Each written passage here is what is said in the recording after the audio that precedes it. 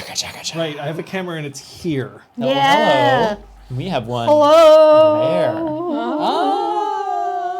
Whoa. Yes, I did dig out our old fan art from Changeling the streaming. It felt appropriate rather than just having a blank void.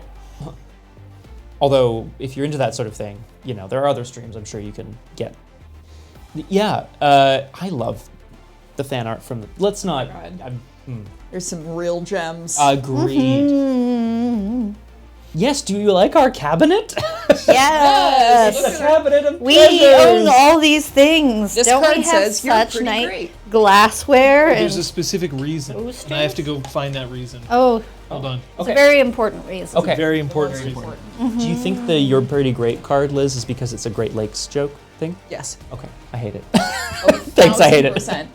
That's definitely why it has the Great Lakes on it. Yeah. Yep. Oh, there you are. The reason was closer than anticipated. And the reason is you. I know. This is a little weird. Oh, and you can hear John doing all of this. Yes, you Very sure can. confusing. I know. What? Oh, wow. Oh, and she still got a little bit of grass. Oh. Welcome to the Just love. like me. Molly. Meet Molly. She's got a bit of grass just hanging out of her mouth there, John. Nah, she's fine. She was out There, you got it. exploring. Oh, There you go. what a cutie. This is Molly. Hi, Molly. Molly. Hi, Ellie Spot. Love Molly. We're Well, all, all actually, I Team should say. Molly here. Yeah, big team Molly. We're all fans. Team Molly. Molly is my. That's right the in the second gooch. time that needs. The gooch. Molly is my family's dog, and my family is out. Believe it or not, you know where they are right now? Greece. They're in Ottawa. Oh. Oh. Doing research for us. Yeah. They're doing research for us, and because they're in Ottawa, they could not bring Molly with them. So I'm here dog sitting. But honestly, what a place. Like, I mean, I'm thrilled to be here as Yeah. well. Yeah. Molly's a bit of an old lady, Yeah. so she needs some. Sweetheart. And unfortunately, in our current stream location, dogs are not allowed. Correct. Gasp. In our usual stream place. Right. Yeah. So that's why we had to pick up stakes and move here. Oh. I think meant for Molly. Pull up Like stakes. meat steaks, like Ah. food. You know when you like Oh. rob a house and you like throw pork chops to the dogs Yeah, to yeah, distract yeah, them? Oh, I thought you were Pork like, I chops. can't house sit unless I eat steak. Yeah. I was like, you went to the grocery store and bought steaks. Yeah. Honestly? So many. Is it a reference to like tent stakes? I think so. Yeah. Your microphone. Yeah, I don't.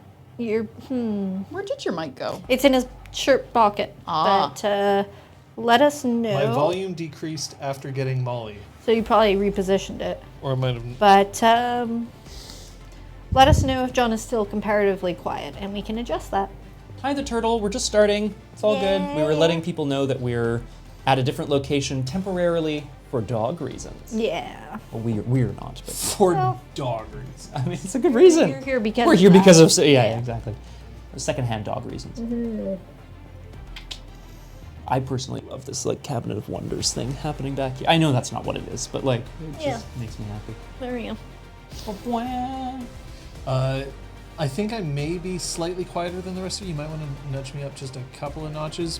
I think about because that? I had my microphone in a different location before I put on the jacket. Is it my hat? God, what am I wearing? What's Liz wearing? What are you wearing? I really hope it's some sort of Maybe fabulous reference to like Tintin or something. Not Tintin. I don't know. Some Tintin. Yes, it is a red cap. Red Oh my cap. God, that was accidental! Does that mean you have to wear that now every session? Yes. Or just different red I hats. wish I'd been on the ball enough to take credit for this You have a few genius. actually, Liz. You have a few red caps. I think I we don't. can. You have red A hats. few red hats. This is my only red cap. Oh my God. Yep. Oh, fuck me, I guess. God damn. Wow. Yay! I God. did not wear my only sports-related shirt / sweater because it is a very thick sweater and it is summer here. Yes. We'll get you a Yeah. t-shirt. Yeah, I might honestly go to the thrift store and just buy a bunch of really random sports shirts and be like, ah, yes, the Chicago Blues. Are they even the Chicago Blues? I don't know. We can put you in the hockey jersey that I own, and you can swim in it. No. Whoa! You, however, just You're now live. Oh, I'm like just you. yeah. I mean, Glasses? We could get you. oh yeah, I need Lots of little pop sweater out. vests. spectacles. Yeah. All the sweater vests. I'm into it. I mean, I just brought my best geekery. And then we'll put a little lightning bolt on your forehead. Oh my god! Don't even joke. Well, feel free to joke. But back in grade 8, the casting notice for the Harry Potter films went out worldwide because, of course, they wanted people to audition who weren't from the UK. Like, what are you doing? My friend and I were very excited to submit our material. That's I really did cool. not audition for Harry Potter at 13 years old, which would have been too old anyway. Actually. Your life would have taken a very different course. Very. You would most likely not be sitting here right now. That's correct, because I'd be playing Weird Al in the movie right now, which I'm thrilled for him. I wanted to audition for not Fleur, but Fleur's younger sister. That was the role that I wanted to audition for, but I wasn't a real actor. I wanted to be the golden snitch. Oh, you still can be. We'll just get you some gold body paint and you can snitch on all of us. Oh my god, what a snitch. What do they say about snitches, don't you, John? Thank you, Ellie Spy. Snitches make a lot of money because that's a big ass. Yeah, seriously. Thank you for sound check. Thank you. But you're not. You're here. Yeah, we're here. Oh, right, yes, I'm not. So you traded millions of dollars in fame and fortune for I this. wouldn't have it any other way. Boop, boop, boop, boop. I'm not going to boop anyone for real. I mean, I could. Molly, check. She is now at my feet. Yay. Good girl. So, it's about time that we, got to know what was going on here. This is a session 0. It is so weird that I'm not looking out. I'm like, my camera is right there. This is a session 0. What is a session 0? Session 0 would be the session before your first one, where you discuss expectations around the campaign, perhaps various things to do with get to know yous. If you're playing with people you haven't played with before. If I ever played a tabletop RPG that was going to last more than one session, even if it was just going to last one, with people other than these 3, I would have a session 0. Because it's good to know where you're all coming from. No. I know personally that I feel comfortable playing with the 3 of you. And I feel comfortable playing in front of you. Right, still, camera not there, camera there, camera there. Looking directly at I feel comfortable playing with you. I feel comfortable playing with you. But at the same time, part of the reason why we're comfortable is because we take steps to become so. And so therefore we have session 0s. And we're going to do a little bit of session 0ing that we wouldn't normally have to do because, again, we talk a lot, we discuss a lot, we know ourselves. We have years and years of weekly gaming behind us as well to know things about each other and our playstyles. Very true, very true. But at the same time, we want to make sure that we do this right. So some of this stuff is going to be new to us, some of it won't be, but all of it will be part of what you would normally find in a session 0. So let's get some session 0 music going. Will it be chill or will it be active? I should have just Real. brought the clinic sexy- hours. Sexy playlist? mode? Yeah. Yeah. Nice. I mean, you still could. Session. Oh. You do have a pinned tab of. Session. Oh. That's all good. Thank you. Oh, nice. So for a session 0, normally what I would do first would be a safety check. So at the moment, we are going to be discussing the safety tools that we're going to be using for the campaign, and we're also going to be seeing if there's any updates to our lines and veils that we'll be using going forward in this game. Now, when it comes to our safety cards, who wants to talk about them? I'm going to say Kate. I'm going to say Great. Kate should. We up on screen? I'm going to try to say the shortened version that I crushed onto that on-screen display. So we have some safety cards that we use to indicate how we are feeling for the moment being in-game, in character. We have the green card, the play card, which means I currently feel safe and I am happy to continue gameplay. Thumbs up, no matter what I may look like, I'm feeling safe. Pause card means I need to inform the table of something before I will feel safe to continue. But as soon as I put the pause card down, we can continue gameplay. Red, also known as stop, means that I do not currently feel safe to continue. I need to interrupt gameplay. In our case, we'd usually go to a BRB screen, discuss, and we will not resume gameplay until everyone at the table feels safe to continue. You out there in Chatland don't have cards, but you do have options. You can whisper either our RPG Clinic or a moderator if they're on duty. That would be someone with a green sword next to their name. So that's a way for you to say, to express a need or a concern. We can't always accommodate it. We may not always catch it in our sightline while we're playing. So of course, if you are in a situation where you need to remove yourself, we would prefer that you do so for your own safety, as much as we would hate to see you go. We'd rather you be safe. Thank you. Very true. Thank you. Safety. Safety. I have to say, thinking, because we're playing, well, and we're going to talk about what we're playing, but thinking back on a previous campaign we did of Changeling, I'll tell you about that later, or on stream now, who cares? Playing the previous campaign we played of Changeling and Dreaming, there were moments, thinking back on them, which are all on the VOD, where I feel like if I had had these safety tools at my disposal, I may have used them. Not in a way that was like, guys, I wish we had, but I'm very happy that we have these now. I'm thrilled. Yeah. One of the safety tools that we're also looking at this point is our lines and veils. So our lines and veils are basically something that a lot of games use, whether they know it or not, but we are making sure that it's very clear. A line is a hard boundary, so we exclude it from the game entirely. It does not come up at any point. Whereas a veil is something that can be a part of the game, but we don't specifically describe or go into heavy detail about it.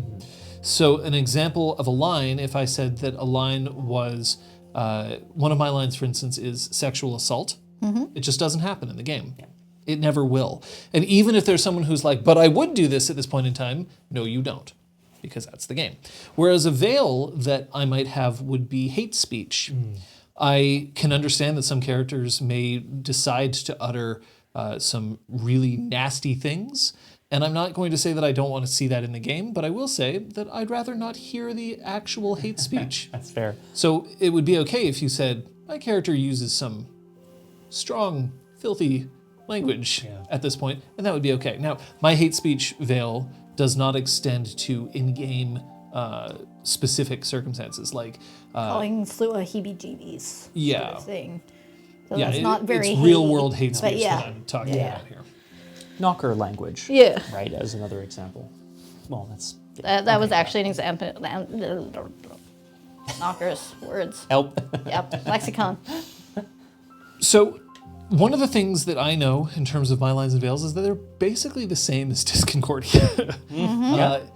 And our Disconcordia lines and veils are available if you play in that game, but I'm going to call them up so that we can just have a look at them. Great. And then we can decide if there's any other lines and veils that we want to add specifically to our game, which will almost certainly then immediately also get put into Disconcordia, because let's be honest with ourselves here. If the storyteller's lines and veils kind of have to be the game's lines and veils. We have to read everything. And yes, I'm sure you all everything. So our lines include sexual violence, intimate partner abuse, police aggression or abuse of power, but that applies specifically to mortal police forces, violence against young children, mental health crises, and extreme cruelty to animals. The veils, which are subjects that can't be directly addressed, are hate speech. We spoke about this. Pornographic depictions. Okay. I will say that my comfort level with the three of you is generally higher than the comfort level of people who I may not have met directly. But at the same time, we are on Thank Twitch. you. Thanks for the raid. Welcome. Welcome, raid. Raiders. We're doing a Session 0 for our upcoming Changeling the Dreaming 20th Anniversary Edition campaign. We are just getting started with discussing safety tools. Session 0s are a good thing to do. Google it if you want to know more. But we're also going to be going through it. Yeah. So I'm not honestly worried about pornographic depictions, but it's in there. Well, it's also like we are streaming on Twitch. Like, I don't want us to get right. kicked Terms off of because we service. decide to describe specific actions of the specific body parts. Yeah, The zucchini is bulbous. that's not. Instantly. We fade to black. yeah. And then excessive gore. Yeah. Little gore is fine. Yeah. Excessive gore, not so much. Yeah. Is there anything else that anybody wants to add in terms of lines or veils to the game? I'm personally think I'm okay. Can you repeat the lines for Disconcordia, please? There was one that I wanted to speak to, and I can't remember which one it was. Sexual violence, intimate partner abuse, police aggression and abuse of power, violence against young children, mental health crises, and extreme cruelty to animals. So the mental health crises, I think I wanted to speak to just a little bit, because I think in our streams we let ourselves go a little bit further than maybe where we're comfortable with Disconcordia going, because we have this level of trust. And I still don't know if I would classify it as a crisis, but I just think the line for that is maybe a little bit further along for us, because we're like a smaller group. Yeah. So my sort of line where I'm like, I think this is where we've hit the line, is when the only thing that anyone else around should be doing is paying all attention to this person and possibly restraining them, or like employing mental health first aid actions.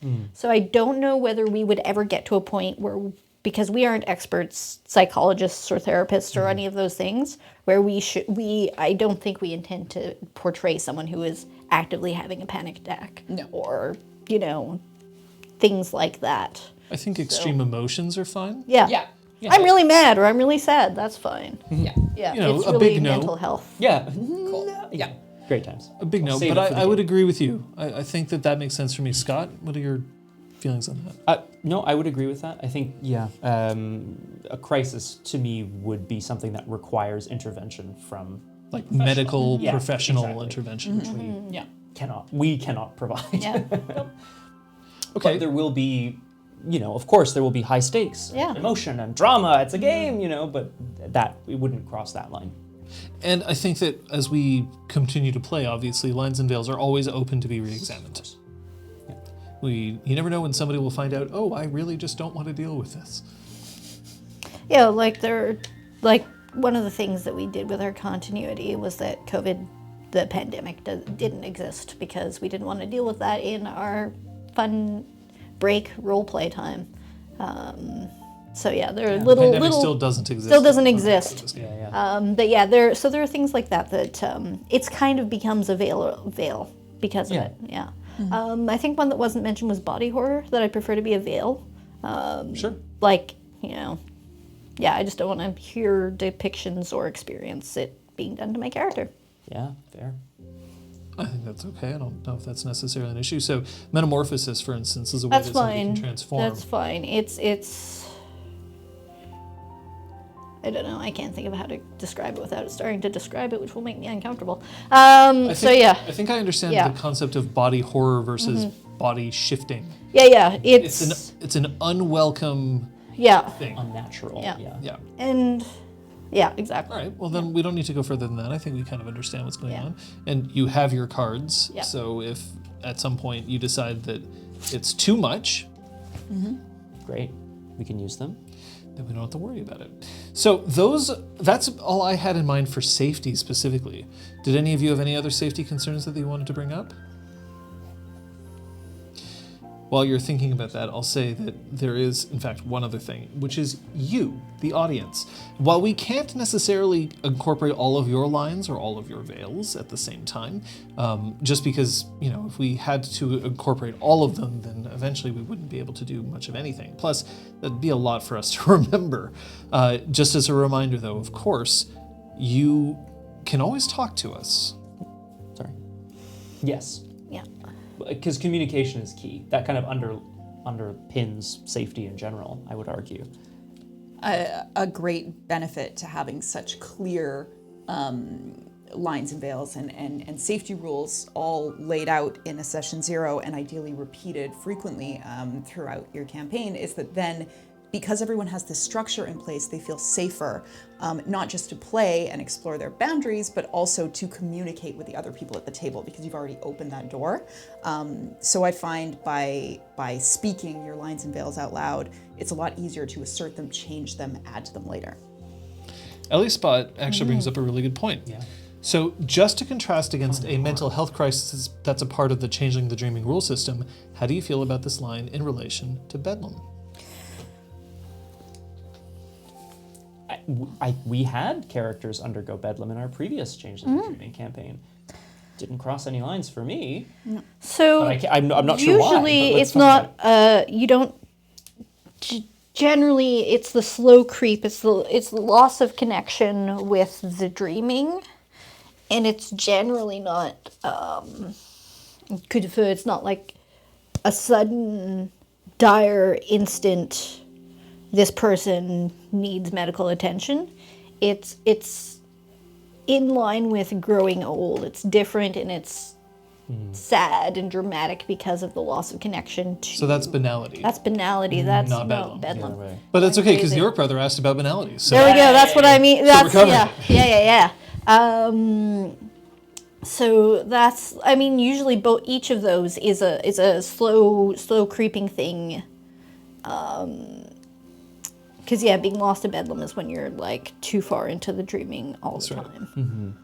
Yeah. the way I see it is that a supernatural phenomenon like this hits different for me because it's not something that I can experience as a normal person. honestly fair, yeah. Right?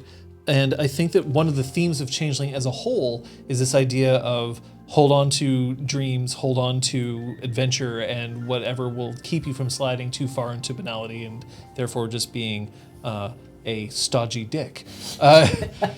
So to me, I don't think that hits me the same way because also if somebody is suffering from Bedlam or excessive banality, you still wouldn't call a medical professional for this. No. It's a supernatural problem and it needs a supernatural solution. Or there is no solution.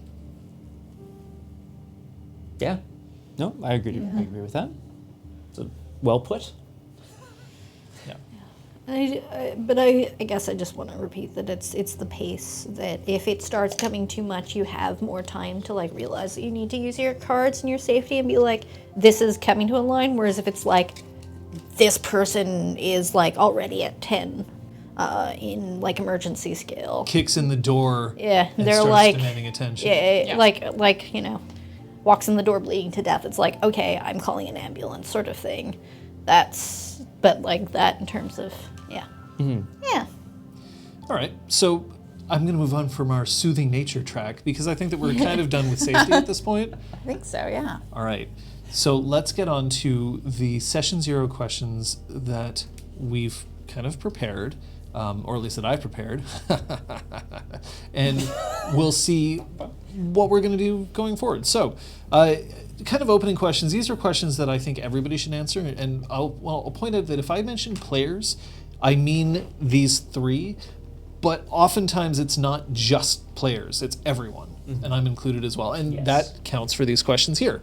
So what do I get out of role-playing games? Like what is it, why do you want to play a role-playing game? Generally? Yeah. Oh, that's I mean, like, let me take Kate's out my immediately regretting 20-point PowerPoint here. Just one thing. I just need one thing. my PowerPoint, though. Yeah, I know, too No, bad. that's fine. Tough. Fuck you.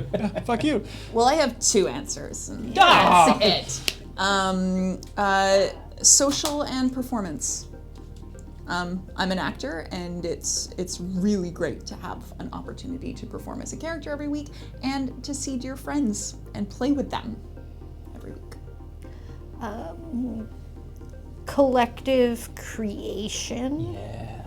To steal a theater term that I enjoy far less than tabletop roleplay.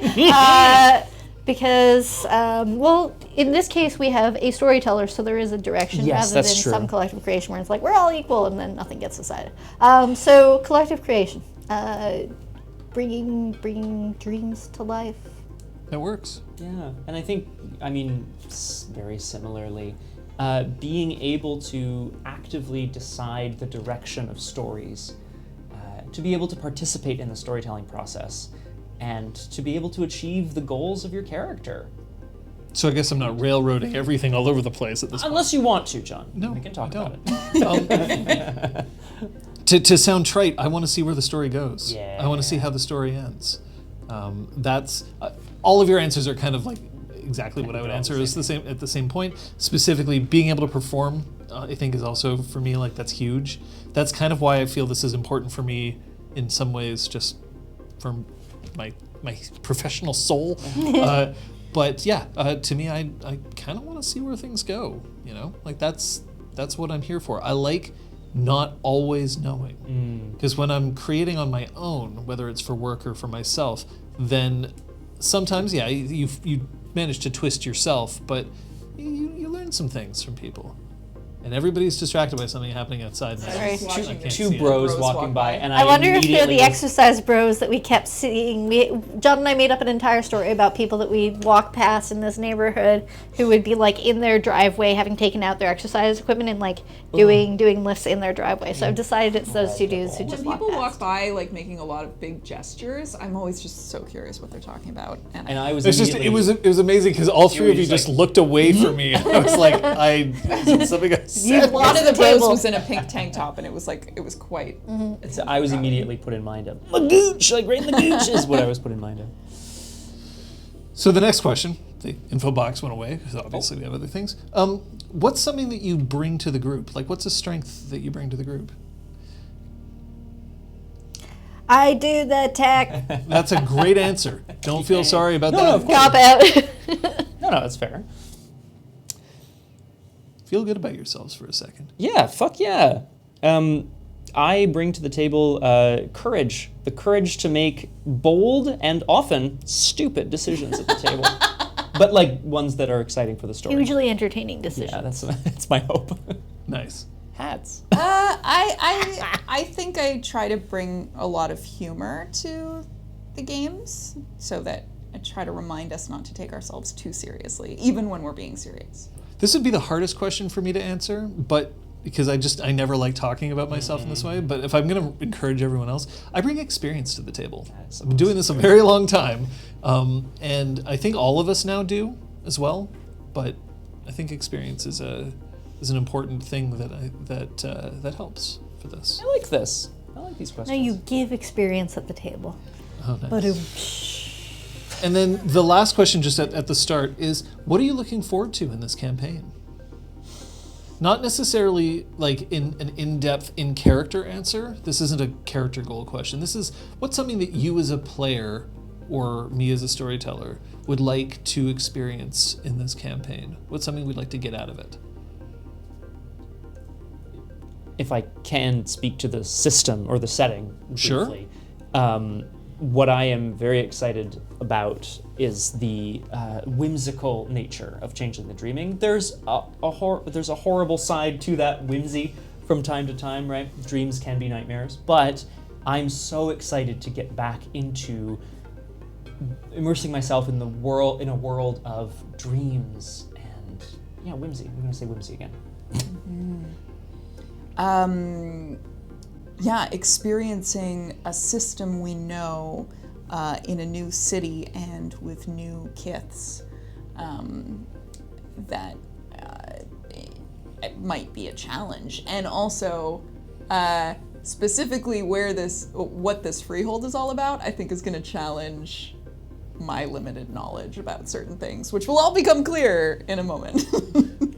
I'm excited to be in a World of Darkness setting in that I love the real world but different aspect. So as much as we're playing in not my home city, it's still a place that I could walk around Google Maps or you name certain landmarks and I can actually picture them.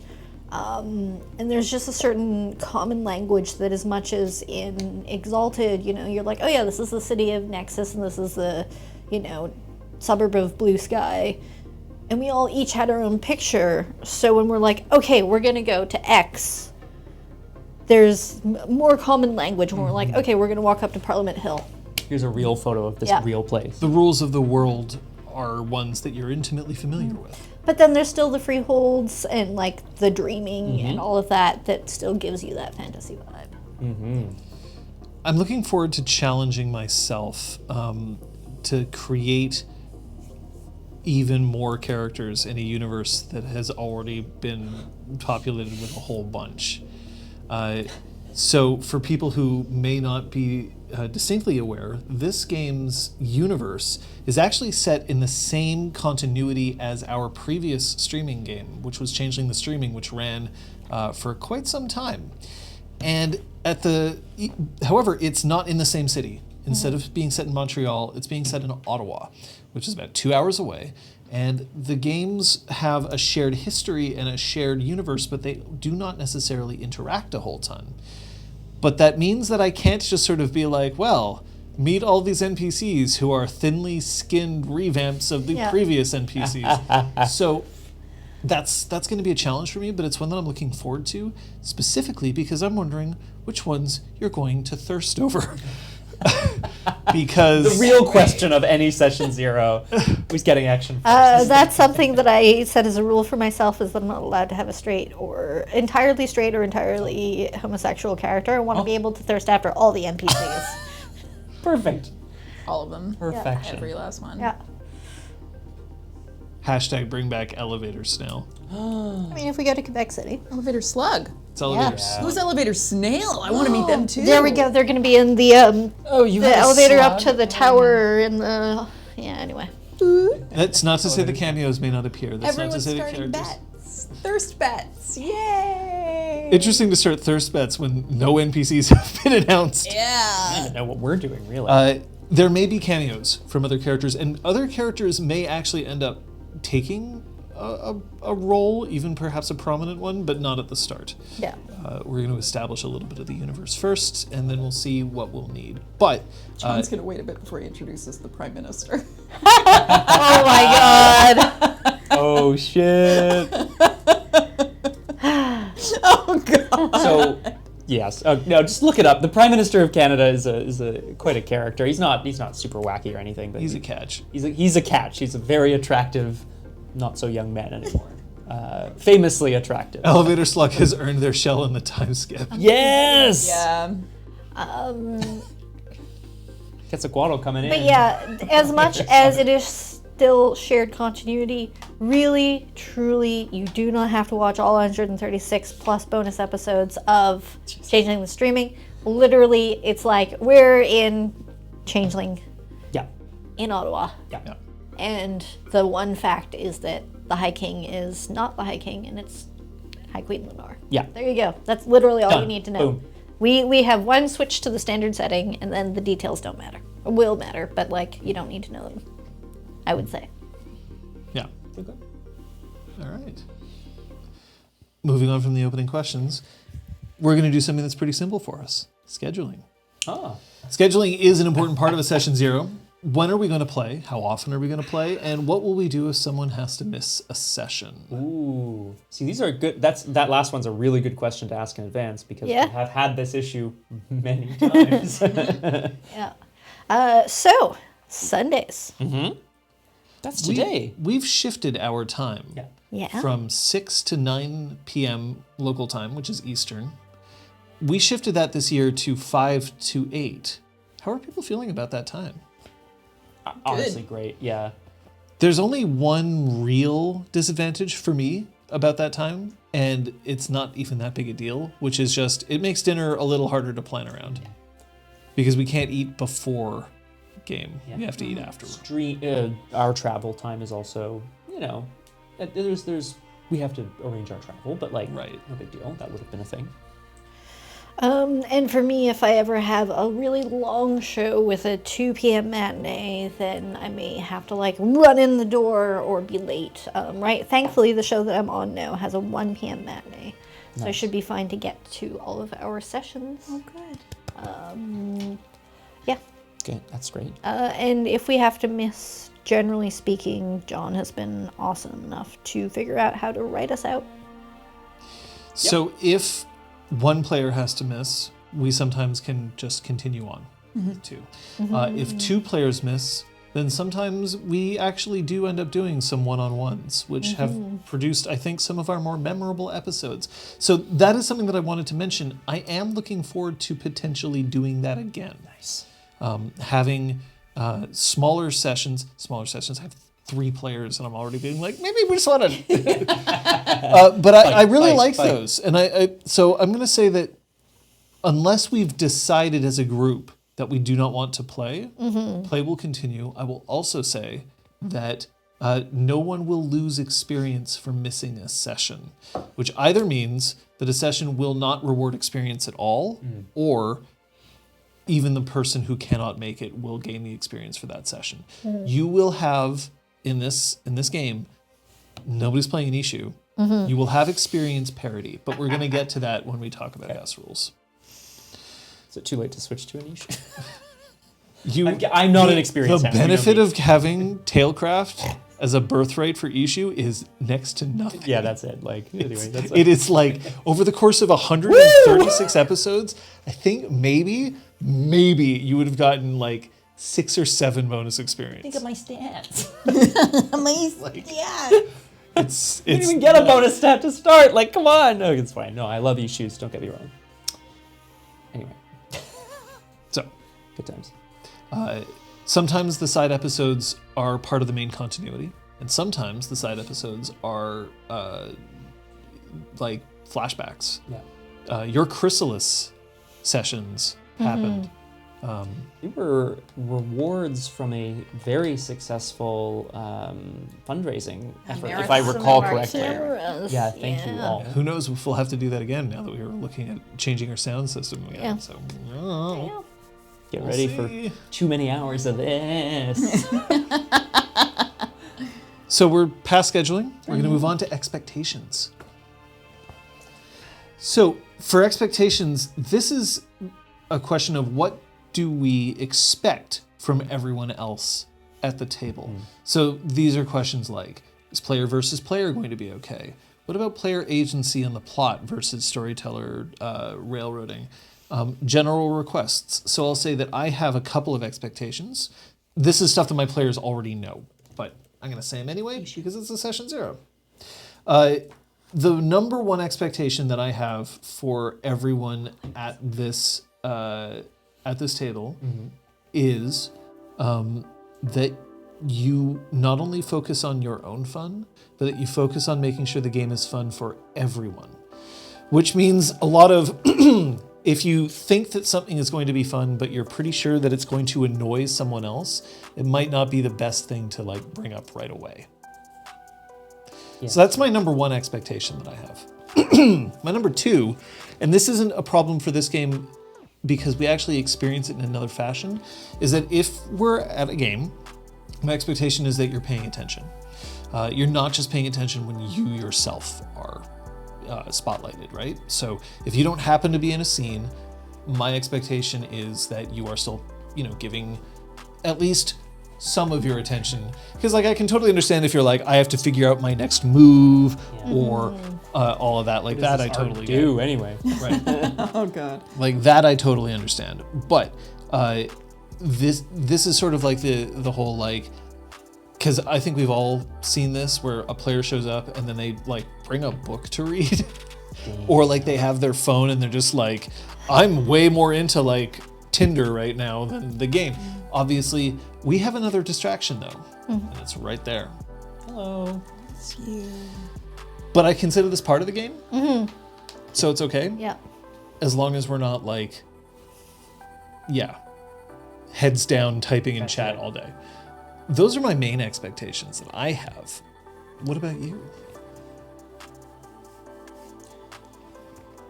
I expect that because we've already done, campaigns together, I would expect that we're going to do things that we've done in previous campaigns as well, which is like be open to adventure and like be open to romance and you know what I mean? Try to do the yes and. Try to do the yes and, a classic. I would ask that if I don't really have a hang up about this, but I would ask that if I'm ever being too silly, because I know I can be quite silly in the game, but like if it's not the right time, just tell me. Just tell me, or use your safety cards or whatever. It's not a safety issue, you probably don't have to. But that's something for me for this time around, because I think this is a really fun universe, and I know I get carried away with it, so I want people to tell me if it's too much at the right time. Thanks. I don't think that's ever been an issue. I don't think so either, but I do worry about it sometimes because I diffuse with humor. I think there's that. I think also we've been playing a lot of one-shots recently, like a lot of one-shots. And one-shots tend to get wackier, I find that from myself. No, that's fair. But I think that when you're in kind of a long-term campaign, you kind of realize you can't disrupt the game too heavily because then it spirals. That's it. No, we're generally good about getting back on track, yeah. Expectations-wise, just what we expect from each other at the table. I mean, I really feel like you did it justice already, John. Like, I mean, like I said, these are not things I would have to bring up with you. There's nothing that's jumping out that I'm like, I don't want to do this, or we only got a little bit of this that I want more of. Like, none of that comes to mind. Mm-hmm. I think I would throw out like, excuse me. you know, we're all very considerate of each other, and I think often to our own detriment. So I just want to reiterate that if something is not fun for us, don't feel like we have to just like grin and bear it and go along, and that applies to all players, all storytellers. If there's a moment in the game where we're frustrated and we need to take a minute, being okay to articulate that without feeling ashamed. Yeah. If the game is not fun at a particular moment and we want to address it, to do so. I think we've been playing for so long that like we should like allow ourselves that without feeling guilty. I agree with that. I think that there's two things that I'm pulling from that. The first is the difficulty inherent in using these things. Yeah. This is one of the things that I think a lot of people don't talk about, is that having a safety tool is not the same as being able to use a safety tool, and it's hard. Being able to, I'm gonna throw this, I'm gonna hold this up while I'm doing this just so that you know. If I hold up a red card, right? See the green card? It's not actually a red card. If I hold up a red card, like, I'm still disrupting everything. I'm basically saying there's a problem. And I think that we have a lot of ingrained, like, I don't want other people to know that I have a problem. I'll say that there's one person who's exceptionally, like, has to watch out for that in this game, and it's me. I actually have the biggest problem with this. Because the times that I would pull a red card would be between sessions, and I don't. Right. And that's a problem, because we're not at the table between sessions. Exactly. Right? Like, I hear you. And my issues tend to be like, I don't think something's working. I'd better fix it. Or just at least agonize over it. Lock the door, I'm fixing the problem. And like every single time that I've actually gone to the three of you and been like, yeah, there's something going on, you've never been like, well, fuck you. It's always been like, let's talk about it and figure this out. So I know you weren't trying to call me out specifically. I'm calling myself out for this. I was trying to call us all out for our Canadian politeness. Yeah. Honestly fair. I think it's worth saying out loud again and again and again every so And it's often. also like being on stream, we do Was it donkey? allow. There's a greeting card. I turned it around. Yeah, that's not our house. It's not our card. Maybe Not our it ass. says, you're an asshole. I never want to see you again, and I don't want to read that out loud and like out some family drama that I wasn't aware of until I read the card. It's a donkey card that says you're an asshole. I don't know. That's what I want it to say, but I don't know.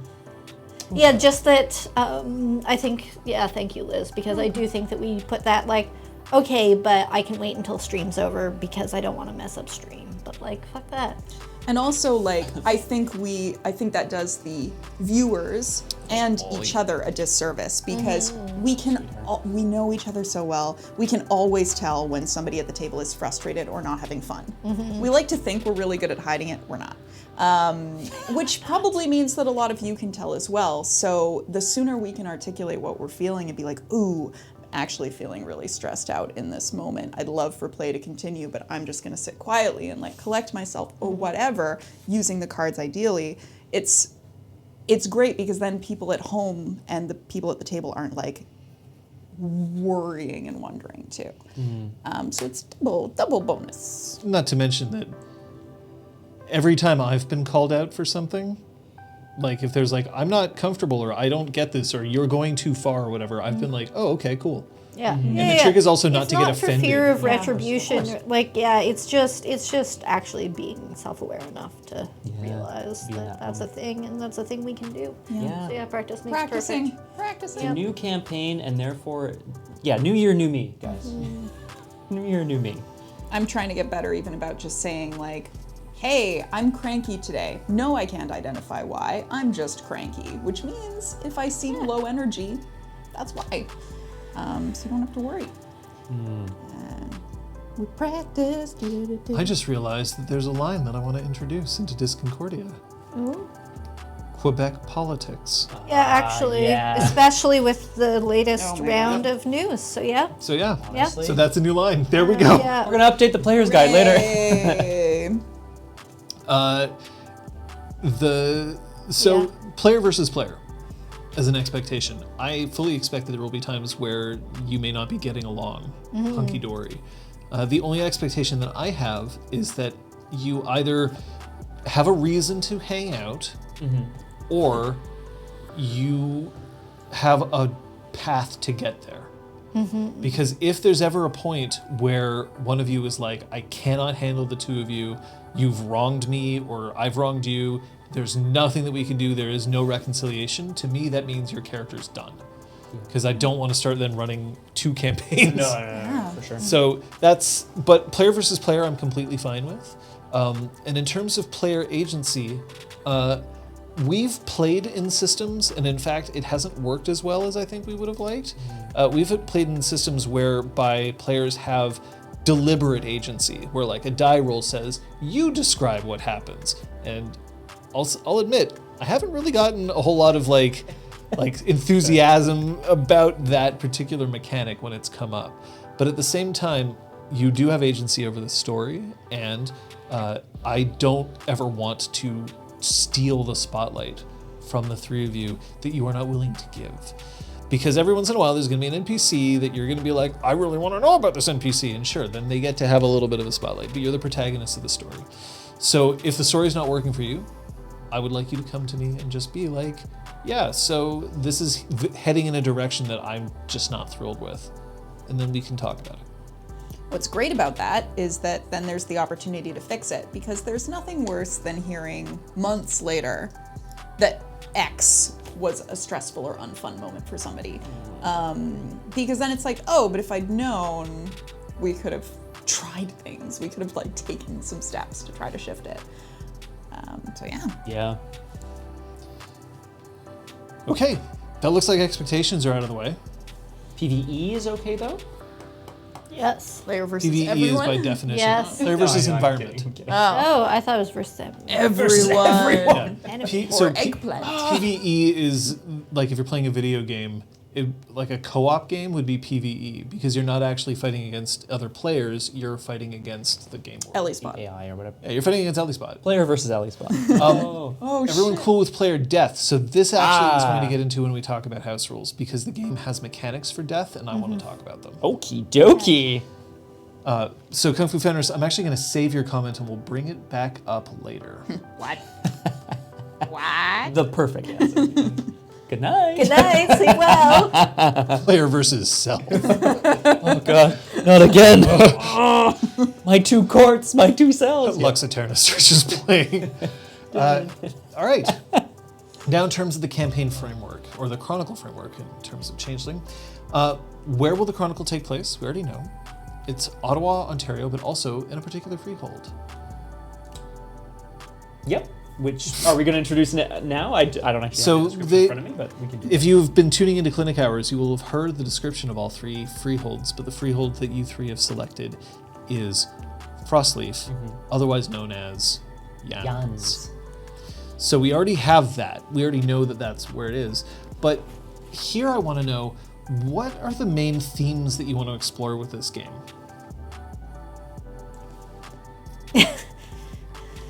Here, there's a hard line for me. Oh my god, no! The SD is a player too! Should have had a crumpled up water bottle and just done Oh that. my god. Oh, Get it in the mic. No. though. No. sorry, what were you actually saying? So, what are the main themes that we want to explore with this game? So, the themes of Changeling involve the idea of modern fantasy that is an examination of dreams versus reality, of dreams versus banality, the concept of turning the TV off. All right, yes. Okay, right. Get out. But there are, like, there's other themes. There's like, do you want espionage, nobility, combat, war, romance, all of those sorts of things. So, are there themes that you're specifically looking forward to, or are there themes that you are specifically not? This is a very broad category, but I think it will fit well with the game, which I've is got broad shoulders. I have a lot of room for these you categories. can put them on the you can stack them one on each. Adventure as sort of a theme of the game, I think, is very exciting. There are some games that, I mean, you could make a case that all role playing is about adventuring, but you know what I mean.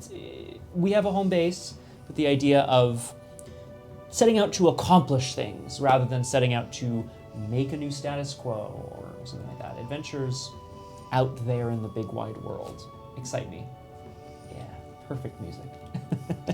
This music always kind of trips me up because I always assume that it's actually going into concerning hobbits from The Lord of the Rings. Yeah, But it that's what doesn't. Sounds Time like for a it. rewatch. It's a good knockoff that is royalty free or epidemic sound royalty. We pay for these. Yeah. Yeah, check out our Epidemic Sound. We have a referral code somewhere. I think it's in the YouTube description. Just get in there. Oh, Also, I love the idea that we have potentially a command called Epidemic, and it There we doesn't go. have to do with Right? Perfect. Music. Oh, thank you very much. oh, ask 5H. Classic. So adventure. Yeah. It's a good theme. I think that we can all get behind that. No war, Yeah, no adventure. novels, no romance. Ideally, not due to politics. I think in Changeling, the streaming, it was a lot of like the High Queen has requested we do this, or the Duke needs this, or somebody's taken over that. So like, so more like other reasons to go on adventures, just to switch it up. So there will be nobility in the game. Yeah. And they do have an effect on the game. But I think Yeah. Yes. the core of it is that you're not looking forward to getting involved at a political level of why decisions are being made, or potentially being forced to do things that you would politically disagree with. We went hard into politics in Changeling the streaming, so to change that up, doing a little less of that. Obviously, if you start swinging towards that direction, like, then that's Whatever. something else. Yeah, But like, yeah, we're not going to deliberately, we're not positioning this campaign as a commoners versus nobles type situation. Yeah, I will say, I think Changeling typically has certain usual or built-in conflicts, which is a sign of a good game because there's conflicts in the system already, and I do, right, but I don't know if we necessarily are going to sort of pick them in advance. But I'm certainly, I think to echo the sentiment on this side of the table, commoner versus noble is not something that I'm necessarily willing to, or interested in engaging with right away. But say Seelie versus Unseelie courts, that is cool. I think it's cool. Speaking as the Seelie person at the more table, philosophical differences than they are actual political differences. Yeah, or Because there's the politics of the Seelie and Unseelie courts, the idea that they used to rotate all the time and now they don't, and so there's Right. like a what the hell. But I think you're talking more about the nature of the Seelie versus the Unseelie and Yes. what they believe in. viewpoints on the world. Okay, yeah, that's fair. Perspectives, that's the word I was looking for. Throw the Seelie into the canal. No, wait, I'm so small, help!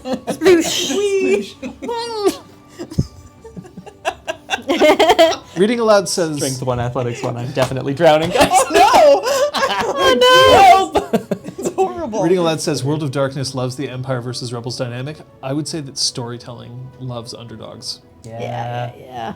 Let's take it a step further for sure. And it is sometimes an issue, I find, in play where there's just this overwhelming need to be an underdog. And I'm like, well, someone's got to not be the underdog. Otherwise, everyone is just on the same level. Yeah. At the risk of taking us too far off topic here, Exaltwitch Academy was Empire who became underdogs because we needed to be the underdogs in that campaign, right? Like we found a way to make that narrative, to flip the narrative, or to flip ourselves within it, Yeah. I think, which is funny. How does he have a spoken word version of a rap song? He found a way. It's even worse in live action role playing. Kung Fu Fenris, absolutely. Completely, 100% agree. Themes and stuff. I'm interested in, despite the fact that it's not a city that we're all as intimately familiar with as Montreal, I like a little taste of urban exploration or rural exploration, as the case may be. I think that's really fun. Sort of find things. So exploration, you Exploration. mean? Because if you say urban and rural exploration, that basically It's means... all not space exploration, correct? Yeah. Well, you know. That would be rural, I guess. Subterranean? 7, 6, Subterranean. 5, Oh my god. What was his name? The moon is We lost him and I've forgotten his name. Zarblack. Zarblak. Zorblack. Well, it was just black in there. Yeah, black. Legend. So that's a thing that I've already forgotten. Shit. Dealing with the need to keep the secrets. What the fuck is that term?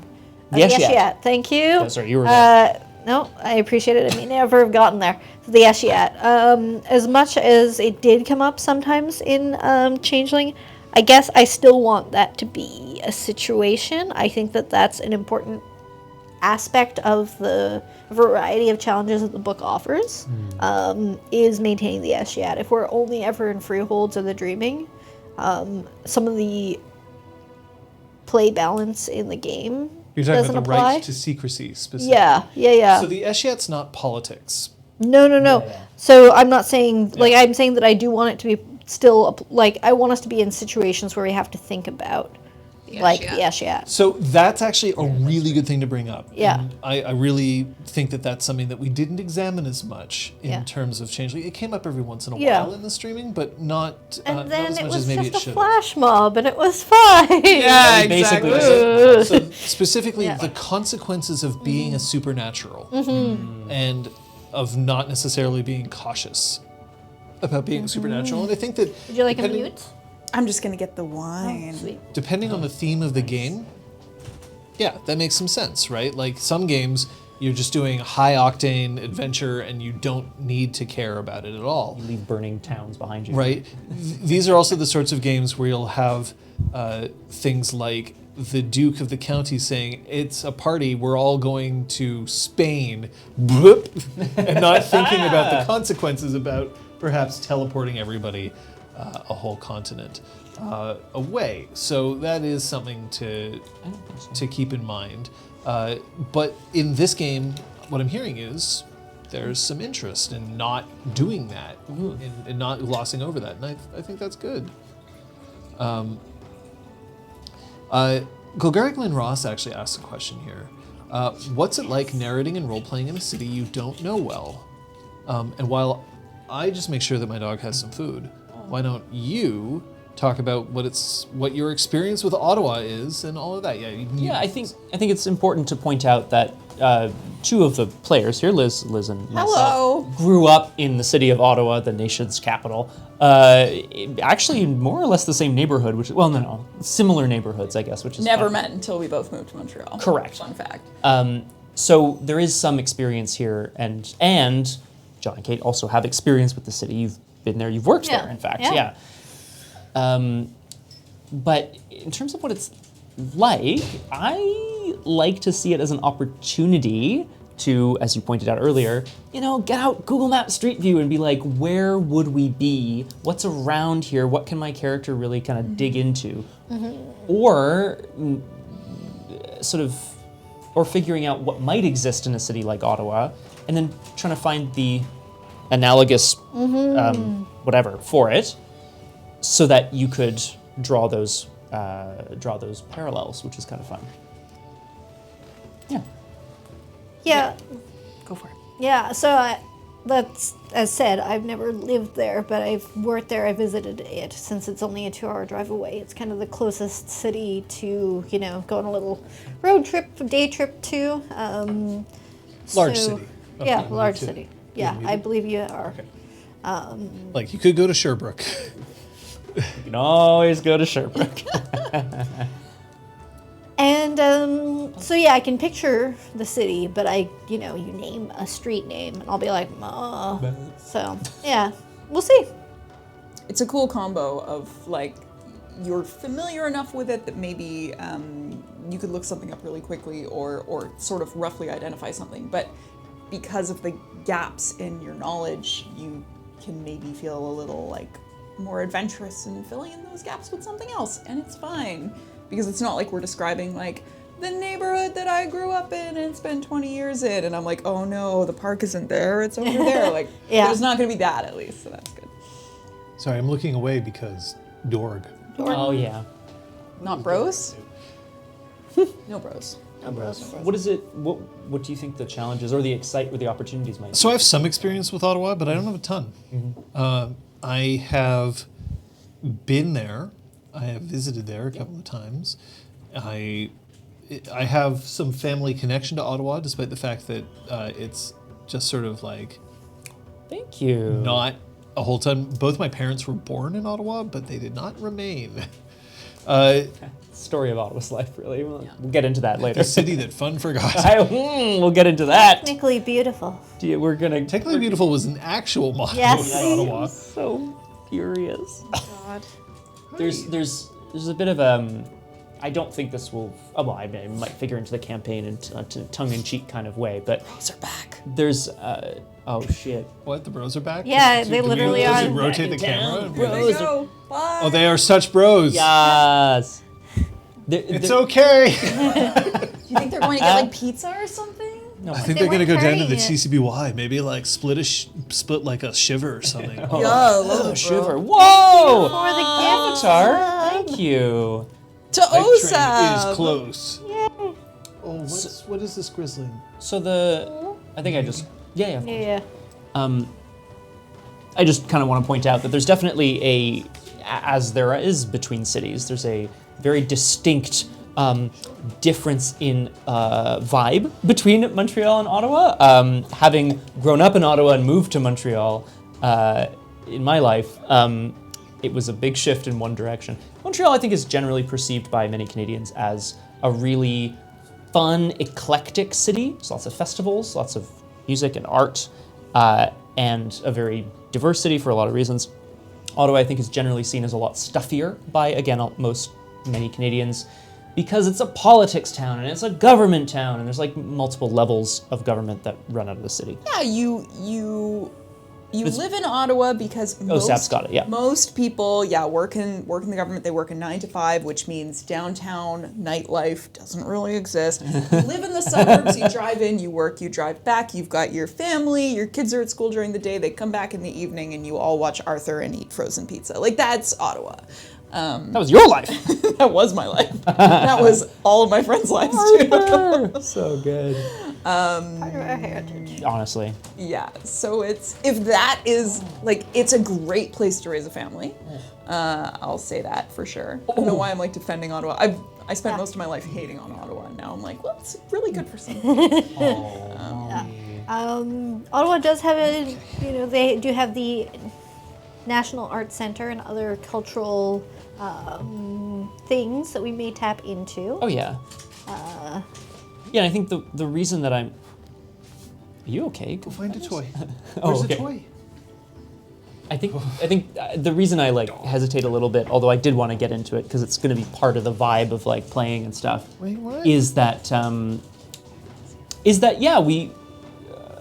I think we're gonna maybe undercut some of that because Changeling the Dreaming is a wonderful world of dreams that is fighting against banality, which would be things like civil service.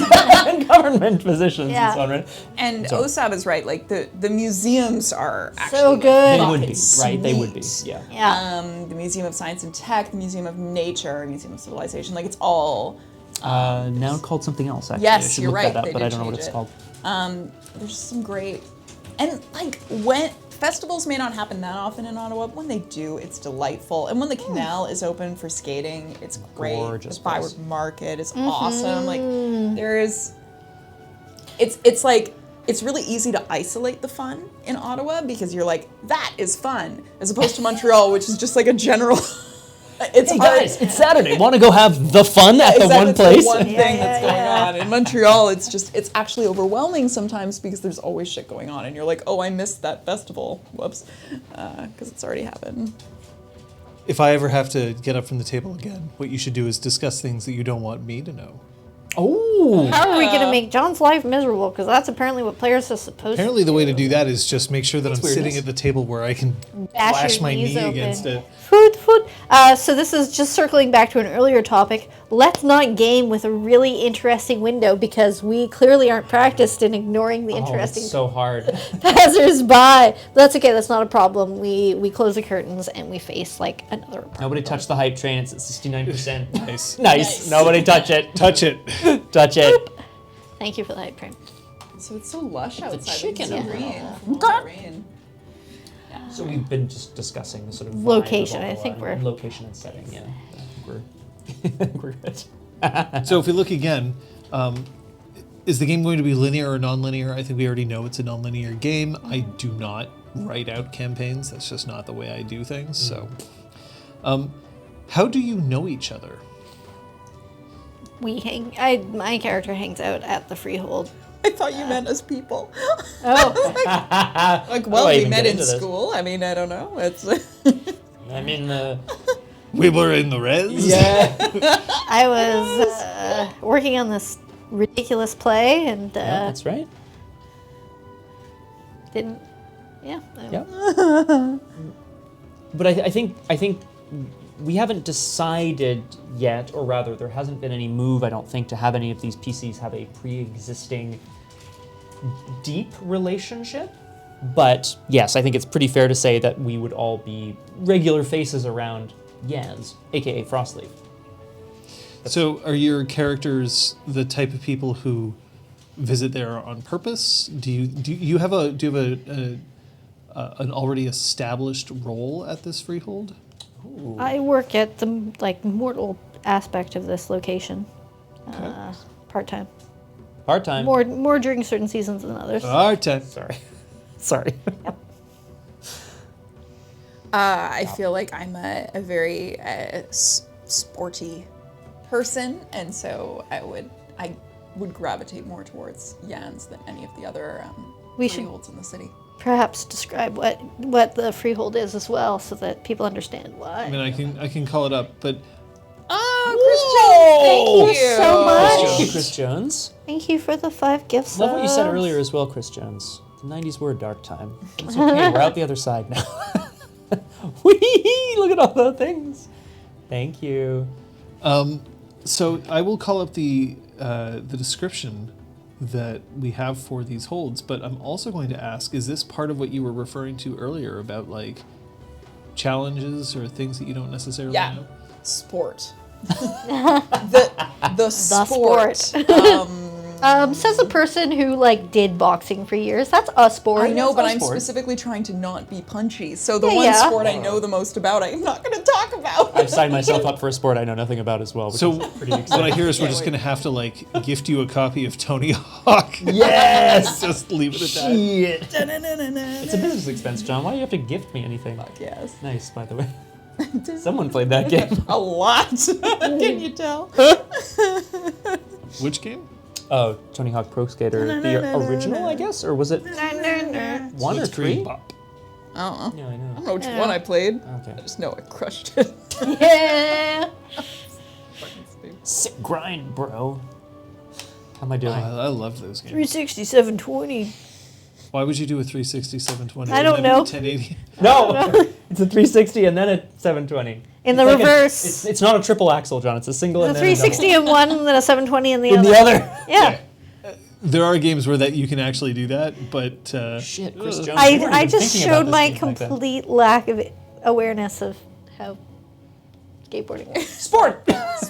just imagine anybody jumping up and doing spins, and then can you actually start doing spins and then reverse Yeah, direction? you like grab a thing and then you like swing yourself around and Oh, use that's the momentum in the other direction. Yeah. Sport. All right, Obviously, with the use of arts. That's going to be our merch so. for this I'll- stream, by the way. It's just I'll describe the freehold. Please, yeah. Then, at the very least. At the end of Queen Street, a stone's throw from the canal, Cithane can find Frostleaf, but everybody calls it Yan's. While ostensibly a knight's noble holding, Lady Genwy ap Deran recognized long ago that she could best show her house's propensity for hospitality by surrendering the day-to-day operation to Yan, the boggin who runs the skate shop at the entrance. Yan's is the perfect place to have your skates sharpened before going out onto the Rideau Canal in the winter, and drink rich cocoa when you finally return, chilled and exhausted. Hockey sticks, goalie pads, and memorabilia from various teams from around the world adorn the walls in the winter. In summer, skateboards and the like take up most of the sales space. Old school chalet meets skateboard punk at Yan's, and it somehow all works out. Anyone who comes in with broken equipment can get it repaired suspiciously quickly, assuming they're kind. Frostleaf is part of Lady Serena's baronetcy of Ottawa. While it's a noble holding, the majority of the Cithane who spend time there are commoners, and that's just how Lady Genwy likes it. Even though Yan himself may hold on to the calmness of the past, Genwy has a somewhat exuberant, youthful spirit, and a killer kickflip to match. Cithane find excitement in chaos by following the young she, knowing that stability and calm can be found at the end of the day with Yan. While there's some light-hearted banter between residents who fall closer to one side or the other, everyone gets along, mostly. There's some exasperation to Genwy's refusal to settle down and represent the nobility well, but there's just so much out there. Her obvious popularity with commoners is seen as an asset to Deran, though, so Serena has learned to tolerate her with a hidden smile. Frostleaf's aspect is outreach and inspiration to the community through sport and adventure. Adventure! You went. Sport! Adventure! Yes! Do you want more? All right. How about you take this opportunity? I'm going to mute my mic again. I'm just going to set this dog up. Bye, dork. Now I can't tell you what... I can't say what I'm going to... Okay, you can say it again. Why don't you say if there's anything that you are particularly looking forward to, or like little secrets that you want to share with the audience that don't involve me, and I will be right back. Maybe they involve you too much, and that's why we can't tell you. I'm also going to use For the example, how long is it going to take Yes. before we thirst after all of John's NPCs, and which one will it be first? Why do I sound like Gina Linetti? What the hell? What are you even doing? I mean, what do Yeah, you... looking forward to that for sure. Vying for certain NPCs' attention.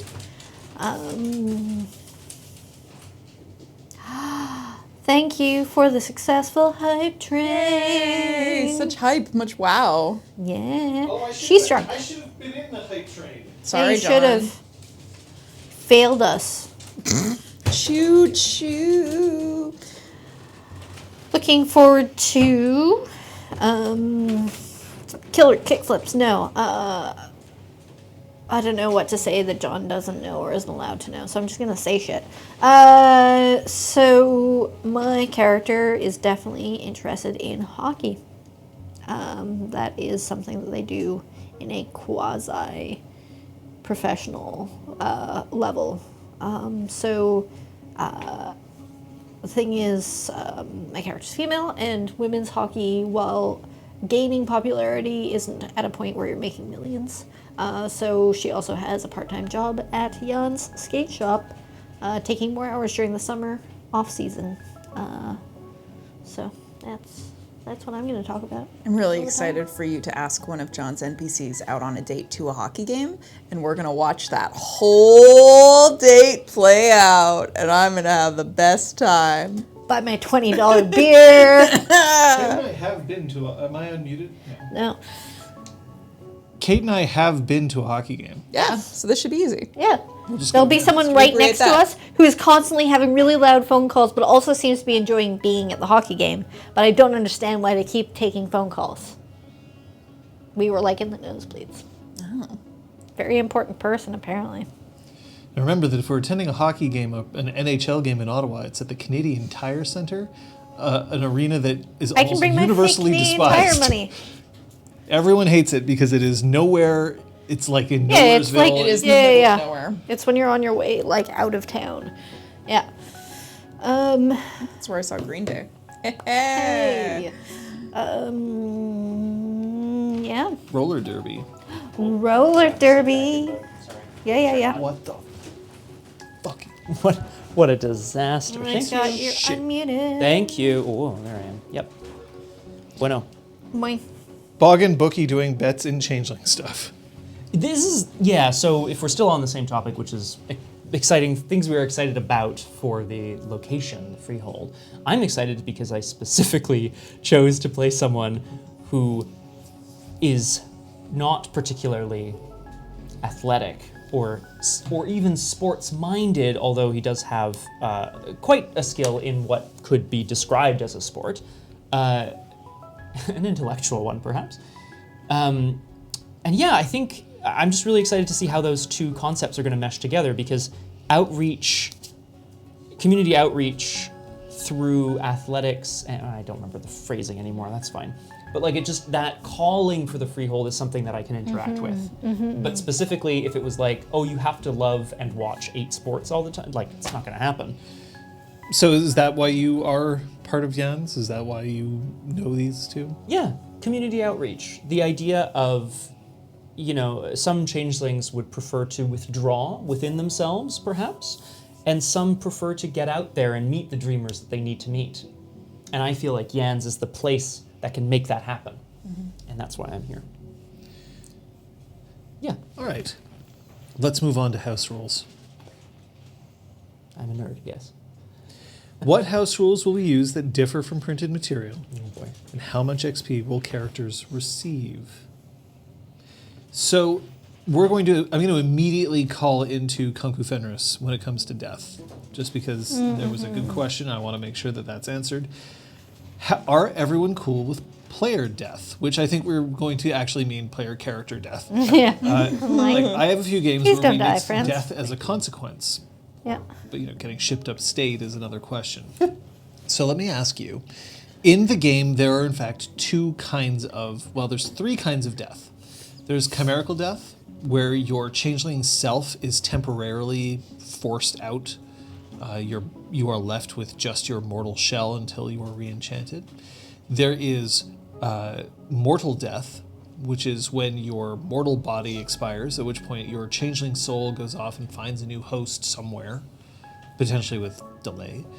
And then there is fey death, the idea that if you are killed with cold iron, your fey soul is irretrievably lost. Now, changeling chimerical death is not a big deal, right? Like, because it ain't permanent. It's temporary, yeah, Yeah, exactly. you respawn in a few days. A-OK has left the chat. Sorry again. Ooh, that wasn't my intention. It was amazing. And yet, So then, what about how do you feel about the other 2 kinds? And is it the sort of thing that you want to leave in the game? And if you do want to leave it in the game, is it the sort of thing that you want to be a negotiated thing between us, or is it something that you just want to follow the mechanics? I think that death and fey death, or cold iron death or whatever, is like, I think it's part of the setting, and I think it's great to have that kind of stakes. The fact that in most games, death is a binary kind of situation. You're either alive or you're not alive, right? And it's like, well, if your character's no longer alive, I guess that's it. Unless you have resurrect. Where's the ball? My dog is staring at me. Oh my god. She's like, how are you not Hang paying on, attention excuse me, to but me? I Why- have to play it. Yeah. Yeah. Whereas I think what is really magical about Changeling is these multiple levels of stakes involved in potentially dying. Okay, but you'll come back. Oh, but you'll come back, but like you won't remember, and you will never. That's it. That's it for your whole soul. It's fantastic.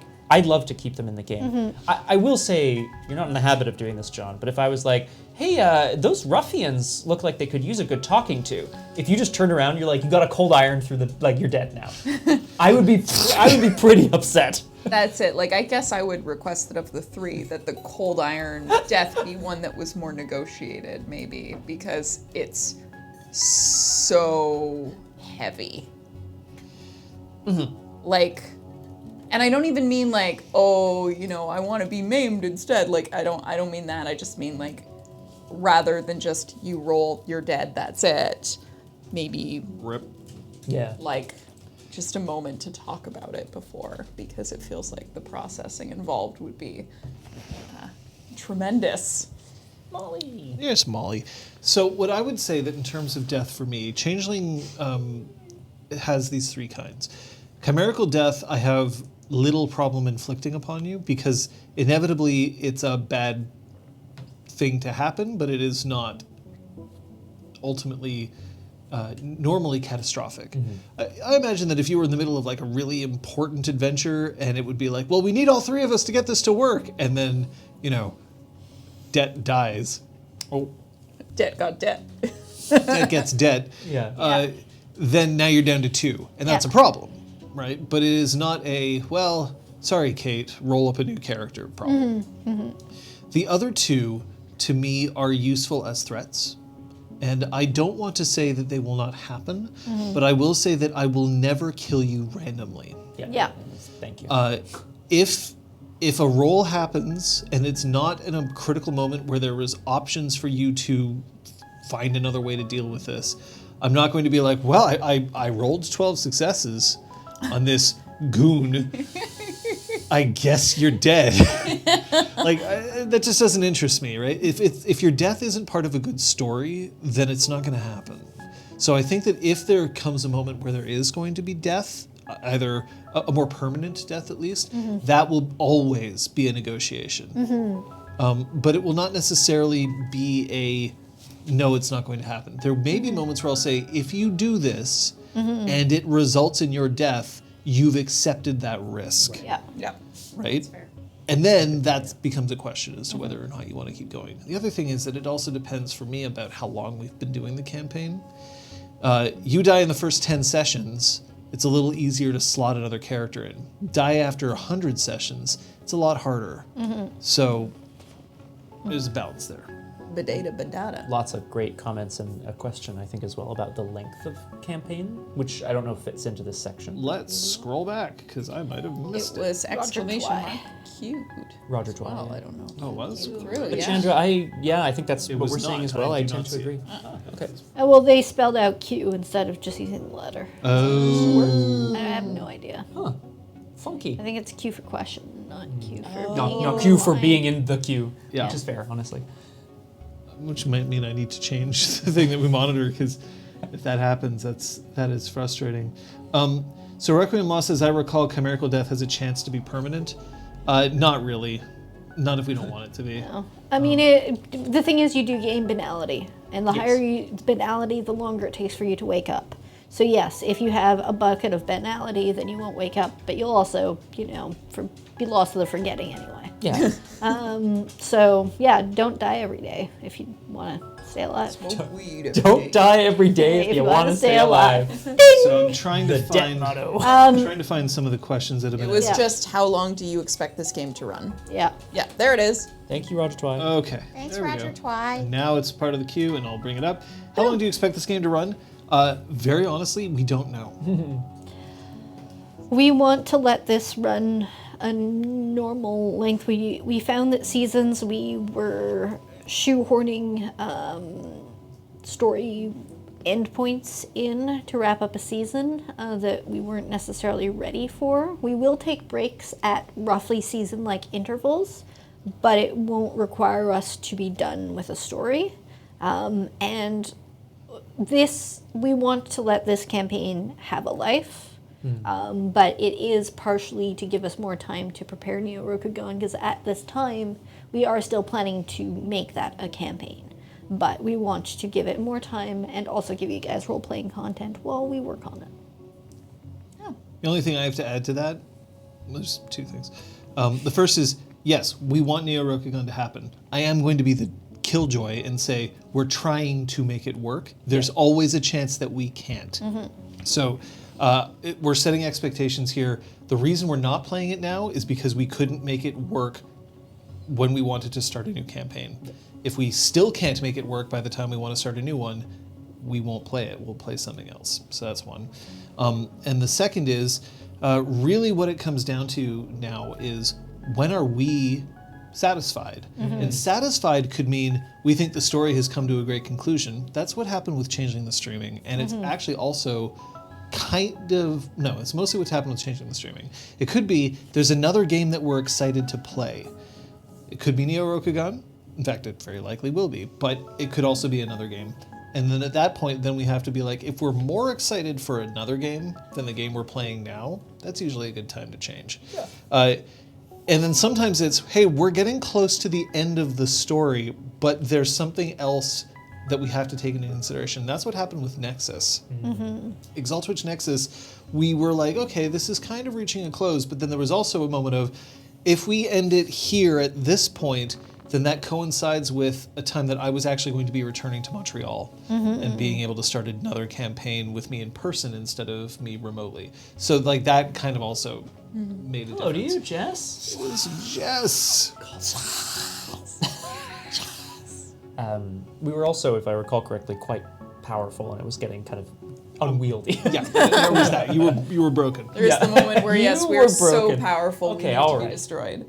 It's okay, I shoot myself in the foot, so no one else has to. Don't worry. So, yeah, so if, like, for instance, Exigence comes out and everyone's just really pumped to play an Exigence and Exalted, then that might mean that we'll start a new campaign. Yeah. If a game that we have in our backlog is something that kind of comes up and we're really excited, then maybe we'll do that. But the real answer right now is exactly what Kate said. And just to hop on to Turtle's exclamation mark Q here, we You're all did bringing it a summary after our first season of Exaltwitch Academy. Some people watched it, but overwhelmingly, people would be like, great, I'm going to go back to the beginning regardless. So it's something that we will try to do if we do a long session. Like, there are things like we had episode synopses on our website. There are various ways that we want to help people catch up, but summaries every 20 sessions, we aren't sure, especially a video-based one that requires writing, planning, recording, editing, uploading, blah, blah, blah. Like, it's a lot of steps for something that we haven't seen actually help anyone.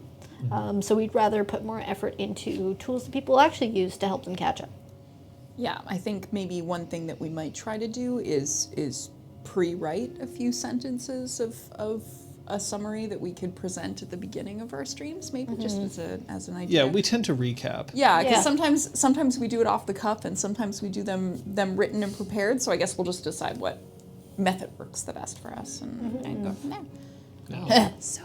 Oh yeah, I Yeah, remember that day. It was great. We I guess we're just not that focused on trying to get people caught up if it seems like no one wants to be caught up. Or they'd rather just watch the videos. is That's really what it. it Like down. most Great. Like, people, So happy yeah, to wanted have to people watch wanted to them. go back to the beginning. Or just jump in and play. Yeah. Yeah. Like I think that's kind of the I'm sorry, the what? the old 1-2 honky. I mean, I see it. I just wonder. Man, that was early. I haven't yet had the chance to read the Exigence previews so far, but I'm looking forward to it. Exigence are cool. Yeah. Now, in terms of other house rules. Oh, do we have other questions? Oh, there was one question that I saw that I think you probably have already answered, but we'll see. Which was from Requiem Lost, which is for romance purposes, what orientation are all of your PCs? Ah. Undecided. Not entirely one extreme or the other as far as preferring one gender. So bi/pan/to be confirmed, but at the moment I want the opportunity to romance any NPC. Pan/to be confirmed. Nice. John? No, I'm just kidding. That's him shouting out all of the sexualities of all of the NPCs at once. Yeah. Right. Nice. Because they, Yeah, they overlap and course, just become. We really want to, like, we do this for you. We want to maximize your shippage abilities. Yeah. I think that orientation is one of those things that I would not ask for somebody to require. Mm-hmm. If it was something that was important to you, then fine. But otherwise, yeah, just we don't need to define anything. In fact, as Chandra Magic says, which I think is a very good way of putting it, I always just have my own character's preferences as yes, just so I don't close any doors. Yeah. Because you never know, right? Your NPCs are so good, John. We just want to romance them. Yeah. Oh, is that God the damn word we're it. using? Yeah. Yes. Okay, if you're gonna rotate a pen, you're Sorry. gonna have to tell what that is. So people won't be able to see, but I have a mark on my hand, which is very embarrassingly during the power outage that we had last weekend. We were lighting some candles with a barbecue lighter, and I managed to stick myself at the end. I did it. Liz, I Looked was like a trying bird. to. It was awful, and it we were like holding the candles for each other, and like basically Scott's hand and the lighter moved. Like So Liz basically, did it not just burn me with a met, cigarette. She and I burned me felt with it by a barbecue lighter. so fucking bad, especially God. because it's still on his hand. Like Yeah. it's so prominent. Oh my god! But it's Yeah. it's fine. It's scabbed over. I'm actually more upset about that than the fact that a tree fell on our roof. It was the fact that I like Honestly, burned the middle of Scott's fucking hand with a barbecue lighter. Like, Did Scott Christ. ever decide his kith? And I think what I can do is I can, at the very least, I can bring this up. So, this particular information is subject to change, or like the but why don't we just show? John log button. Why don't we just show that's what it would look like during game itself? There you love it. You have can see our kits if you're familiar with them, and if you're not, you can go and have a look. So, you are playing a bog, I am playing a boggin in the end. Yep. and you are playing. Oh, sorry. Are you asking? Yeah, me? we're just sorry. going deadline. I'm playing a Chloricon. I'm playing Red Cat. So deliberate. A so darling incredible. bow. Yes. Ding. Ding. Love it. Smooth interface. I mean, It looks great, honestly. we can show you that people have the option of having their glamour and willpower presented on screen itself, and our players have I the just option. spent some. Our players can also I'm hurt. make the changes themselves. You can see whether or not they are currently suffering wound penalties. So this is stuff that's built in, and we have future plans, but we will see them later on. Yes. Lots of prosthetics. What? No. I mean, Yeah, very good. could be Thanks, could be a Jess. could be a stretch goal for another whatever those are called. Yeah. Yeah. Cover us. The Ketchup. So we're not putting all of the stuff on. We also don't want to clutter with too much information. Plus, also manually, putting in 900 pieces of information. Initiative changes in Changeling, and it does not actually matter as much as in, for instance, Exalted. So it will most likely not make it onto the thing. My arbitrary color expectations have been betrayed. Ah!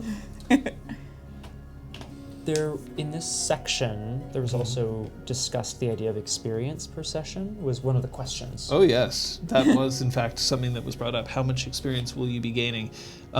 So in terms of house rules, the plan I believe is going to be very similar to what we had in the previous game, where you'll be gaining 3 experience a session. There will not be any plays of the game, but in order to earn your 3 experience, we'll be doing what we did during Academy, Excellent. where you'll be discussing amongst yourselves about moments that you'd like to highlight from other players, moments that you'd like to highlight from the storyteller, and that will contribute towards your experience.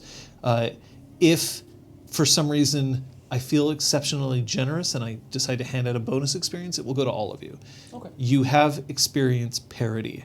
You will not ever have one character who has more experience than the others, no matter how many times you play more than the others. I am done with that shit. No matter how cool you are, Scott. Okay. No matter how many times you forget your children's existence. It happened. No end of story experience. There can be end of story experience. It's just, in general, it's 3 experience a time, and I may hand out bonus experience either for the end of the story, or if I just think that a moment was so particularly cool that I just have to reward it, it means that everyone will get the experience for it. Nice. But we are definitely not the originators of highlighting a play, but at the same time, it's something that we've been doing, and I think it's been working out. Other house rules. So there's a few that I know I want to do, and there's a few that I want to ask about for you. One thing that I will point out is that there are a couple of rules that will always be in place. So we do have the Calcum rule. The Calcum rule very specifically states that if you ever find that by following the letter of the rules you get a result that doesn't make sense in the course of the story, the rules are wrong. The story is right. This is derived from Exalted, but it basically means that if the rules ever seem like it just don't make sense, or if they specifically detract from the game, it won't work. So if you find a one-shot that is way too easy to replicate, it will stop working, because otherwise I'll one-shot you with my characters and then no one's having fun. We're all dead. Yeah. Great. So we do have that. We also have the red rule, which I'll bring up when the timer is done on the current one. But there's a couple of the rules that I kind of want to get into. The first is there are some arts. None of the arts that you've currently selected, but there are some arts that I find are...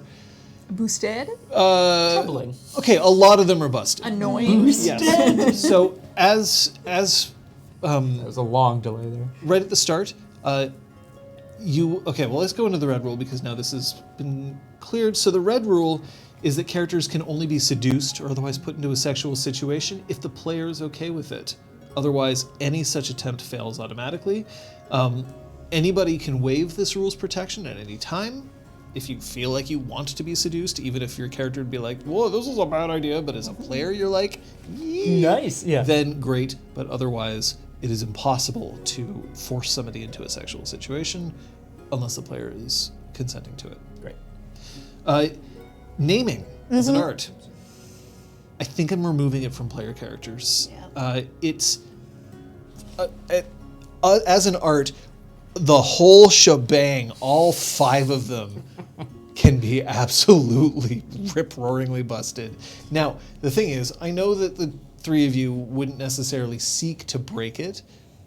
At the same time, It just has too much to it. You can just, it's cheaper to get to naming 4 or even naming 5, and it's cheaper to get to naming 4 and be like, great, I spend extra glamour and now I have appearance 5 and dexterity 5 and whatever, and it's like once a month I spend some extra glamour to just keep refreshing it. It's unfortunately too broken, and then naming 5 is like, okay, I'm permanently, instead of a troll, I'm a boggin. Ta-da! You're Naming rewriting 5. your It's just DNA. like, well, move some dots around on your sheet forever. It's just too much. this is not to say that the art of naming won't exist. No. It's just that it is a very jealously guarded art. It's a very protected art, and anybody who knows it is known. And basically, there's at any point, if a namer goes rogue, Yeah. it's understood that everybody else is like, we got to take this out. Is that our first quest, by the way? Take down Oh, the rogue namer? This is You mutant. want that to be Yeah. a first quest. This is just X-Men, right? This is mutants from X-Men. That's what we're discussing. Thank you. The art of no. The second is specifically Spring 3, Well of Life. It is. It's not just that it's too powerful, which it is. It's that it very specifically nullifies almost an entire aspect of the game. As a healing art, it basically means that I either have to kill you immediately or it won't matter. Or alternately, I have to use aggravated damage on you all the time, which It's like- I think will Egg is fun to play with, but I don't think it's fun if you're always coming up with something who's like, oh, well, he's got flaming cold iron again. Like, guess the Another one of these. razor claws, whatever. So that's Gil hurt us. that's where I'm at with that. We came up with a replacement in Disconcordia. At the moment, I would say that replacement will be what will be possible with that, but I reserve the right to revisit it because we haven't seen a whole lot of uses of it. Has anyone taken spring in this? No. Cool. So at the But moment, it doesn't apply. We also play balance that for like a 24/7 like mass game. So yeah, if in might have this to- system we have to tweak it to make more sense for, a weekly 3-person game. Sweat. There's also a chance that Summer 4, Vesta's Blessing, is one that I may alter. Vesta's Blessing quite literally has a design problem, which is that it completely obliterates the need to regain resources. Yeah. You spend resources to gain more resources Yeah. as long as you're sleeping, and I'm just kind of like... It's not so much that I think that it's completely broken, it's that I think that it just takes a part of the game out. Like, I think it's useful if you're not, like, if you're traveling, right? Like, if you're not around a freehold, but if you are in a freehold, Yeah, exactly. It's just that once you have it, then it a basically thing that means you I can never have have to to worry about glamour or You okay? willpower, Okay. as long as I get a chance to rest. So there was an alternate Summer 4 that we created, which in fact really played more towards Summer's interactions with emotion than it did with resources. I'm tempted to say that we're going to say that is the current Summer 4, but I'm less attached to that one being a change because I think that Summer 4 isn't as broken in a tabletop game. So if you came to me and said, I really want Vesta's Blessing instead, once you buy up to Summer 4, which none of you are at this time, yeah, I feel then like I this think we would can be a negotiate discussion as we approach. Like, I know in Disconcordia it's been pretty cool because certain players have reached out to us and been like, hey, I'm starting to go down this path and I'm noticing way off in the distance that you might want to change this specific level of an art. Can we talk about it now so I can decide if I'm going to keep going this that's path or honestly- not? yeah. And it's very appreciated. Yeah, so that's basically what we're doing here. I think that's everything in terms of arts. Is there anything else that you can think of or that is something that you're worried about? I think what else we like. House rule. Well, there's a couple of general, things. we Your grace period will be 3 sessions as normal. Okay. But you can negotiate for longer if for some reason you're just like, I'm still really on the fence. 3 sessions is where I'll probably draw the line for major changes like your kith, right? Or, but if it's for something like, oh, well, this legacy didn't turn out to be the way that I wanted, like we can change that basically whenever, I don't care. So the grace period means that players can change anything on their character sheet after or before the 4th session begins. So if they discover that there's something that doesn't work the way they wanted it to, they can make that change. So that's a house rule that we have that we've actually implemented across all our games, and I think it's worked out well. Yeah. So we've got that. Then the next kind of house rule that I wanted to talk to you about is banality. Ooh. So we'll wait for Kate to return because that's kind of an important one. Oh, there's someone. Probably leaving food at the door. It's okay because this is like the last thing that we have to discuss for sessions. It's a young man. He's opening his We really need to keep Liz away from Back open windows. door. This is wild. I'm like a He's dog. what? Yeah. He's opening his back door. Graspalude has a question. We should put the command back on the bot that says if you put an exclamation key, we should put that back on. It's in the timers, we just have to reactivate it. Yeah. Oh, that's good. So, The food. Graspalude asks, what have you learned from Changeling the Streaming that you'd want to do differently now besides these arts? Okay, Molly. I don't know if she can hear them anymore. Aw. Sorry, that's And we paid? Yes. Yeah, hold he's on. already in his car. incredible. He's driving away. He's fucking gone, folks. That was efficient as fuck. So is there anything that we've learned from Changing the Stream that we want to do differently? And one of those things is actually banality, but is there anything else? I mean, I certainly think we discussed earlier on how we'd all like to be more assertive or at least communicative about the various facets of the game. I think that's important.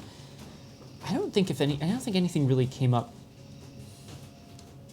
We've discussed what aspects of Changeling the Streaming really worked for us, what we liked. We've brought those forward to other games, and we've already discussed the aspects of it that we want to pause. Yeah, like the stuff, Well, I mean, thematically. you know, using as an example, one thing that was implemented that I think most or all of us were kind of like, yeah, didn't work out quite the way we wanted, was the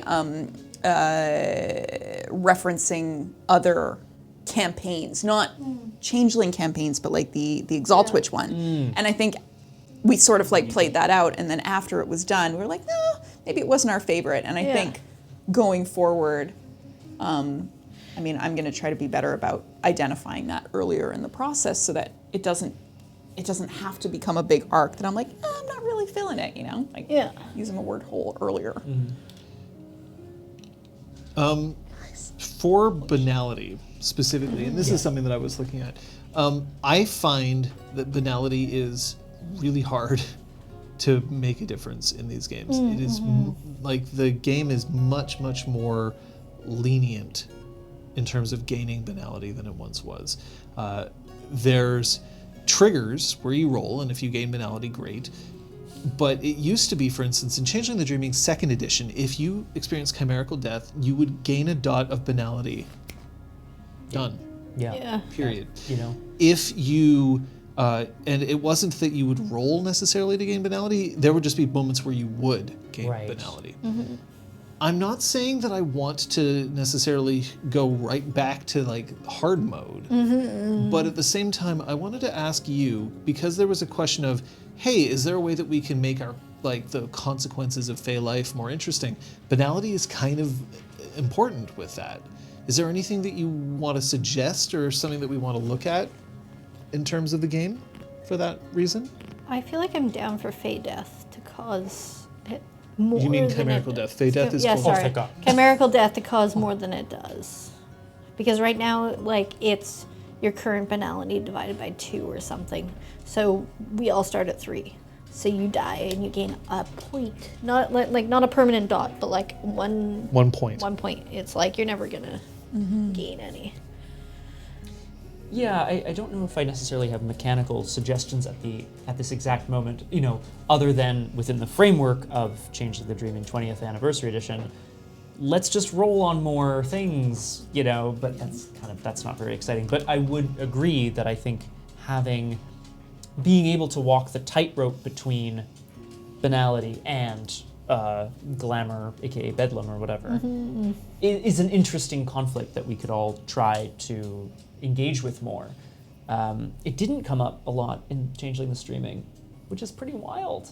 We played for a long time. I don't know if I ever went above like whatever 4 or 5. We spent a lot of time in freeholds. Yeah. Like we didn't interact with the Autumn all that much, and I think with Disconcordia, I'm finally understanding like where banality can really like weigh heavy on people because of, you know, Tech Week and like stressful theater situations.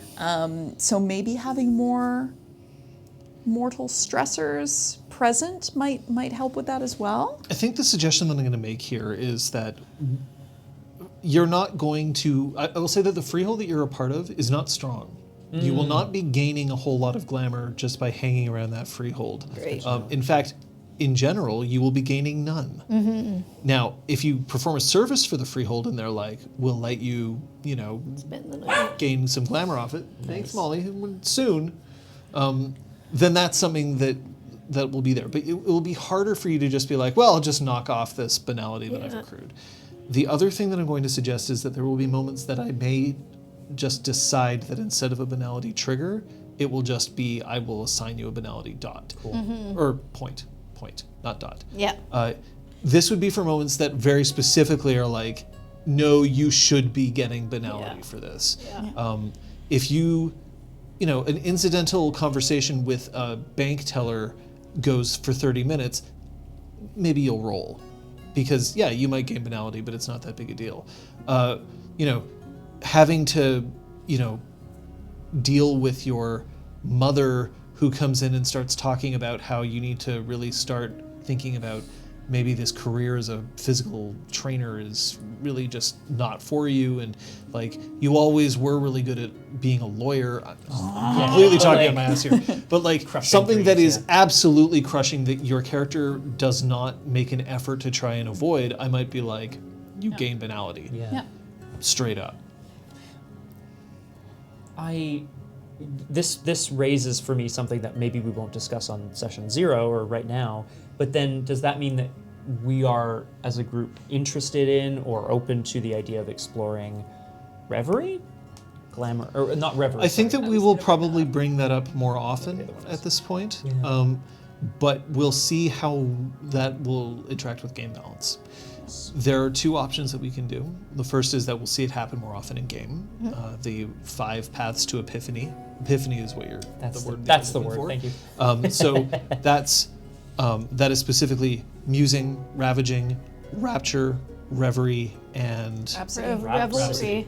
Revelry and rhapsodizing, whatever. So we might see some of that in game, or what it might be is that you will get the opportunity to regain resources if you contribute bonus content.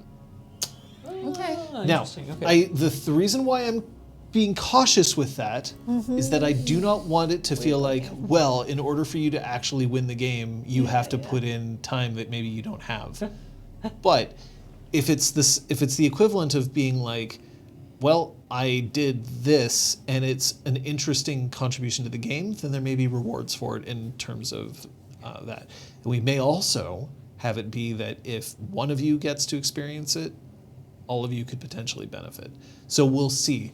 I think that we still have to kind of balance it out because we'll see how much banality you're accruing and how much glamour you're spending, and I want to make it fair and I don't want to put any undue pressure, but I do want to make sure that it's the resource management is a little more part of the game. I do remember that for CTS, my character was very arts heavy, but I was running out of glamour a lot, and I was finding my only real way of regaining it was to just desperately ask an NPC, can you give me dross? I was doing that a lot, especially towards the end, and I don't think it's going to be the same situation here, but I do remember feeling like my options for glamour regen were limited. So I think the stuff that you're suggesting is really good. We'll have to look into it, because the other thing is that arts are powerful. Glamour is powerful, and it would be, I'm not saying that this is what you were doing, because obviously it wasn't, but it would be unfair if you were like, well, I want access to infinite glamour because that's how I built my character, because then why do you get to have infinite glamour and you're not like, well, I want to have a gun that shoots bullets all the time. Right. Just constantly. Until I put a cork in it. I was going to say, how do you put it away? What do you... So we'll see how we can balance that out. But I do, if that's something that all 3 of you were like, oh, it might be interesting to see what it would be like to deal with banality more, to deal with glamour regeneration and epiphany more, then maybe we can do that. Cool. Yeah. Yep.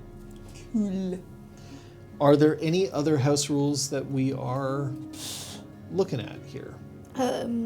Catch up on what I missed while I was in the bathroom. Anything? Vesta's blessing is Great. question. More spring. Great. Or summer, or whichever. Yeah. So there are a couple of errata, but we don't necessarily have to get into that. For instance, the book has difficulty ratings for weapons, for thrown and for melee weapons. No, they don't. Yeah. The difficulty is 6. It is a base of 6. I completely believe that it was a mistake that they left those in from a previous edition.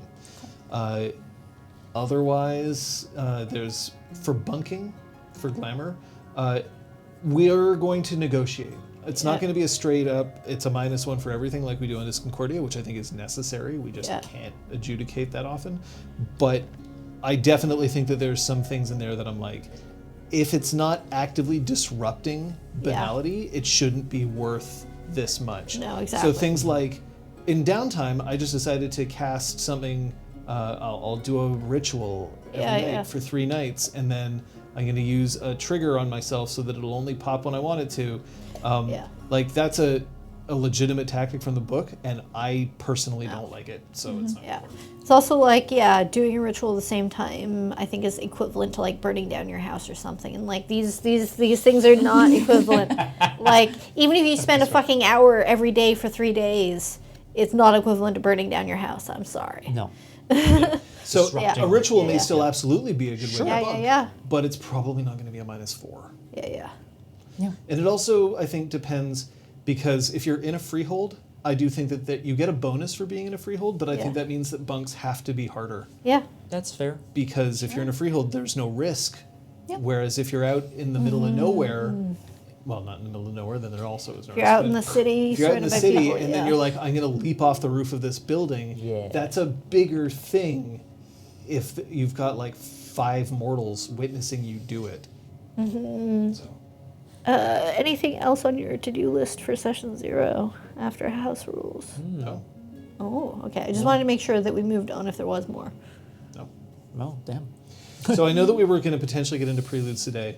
We've kind of run out of time. Yeah. But it does mean that we get to start the campaign next week. Which means the last thing that we have to do is reveal what's the name of the campaign.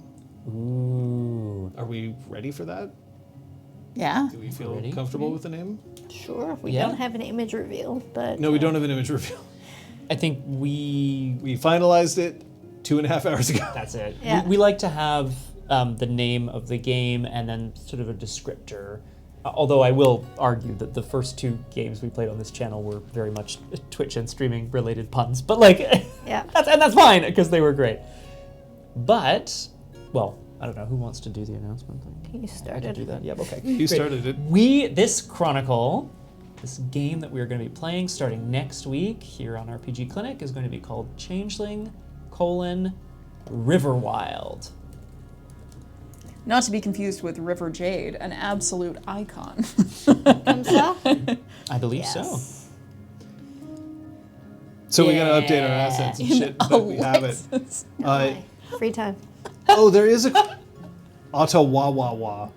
I mean, Wow. We did. Wow. We'll Yeah, go peel ahead. back the curtain one day, and y'all can see some of the like jokey suggestions we made. Also not River Diana. Punch, munch, and number crunch. I'm Punch, going to Munch, put and that Number one out Crunch was there. That was Punch, Munch, and Number Crunch was amazing. Thank Requiem you. Lost, I will Thank remember this you. question. Is there a grace period for XP spends? If they bought something that doesn't work the way you expected, can they change it? Yes.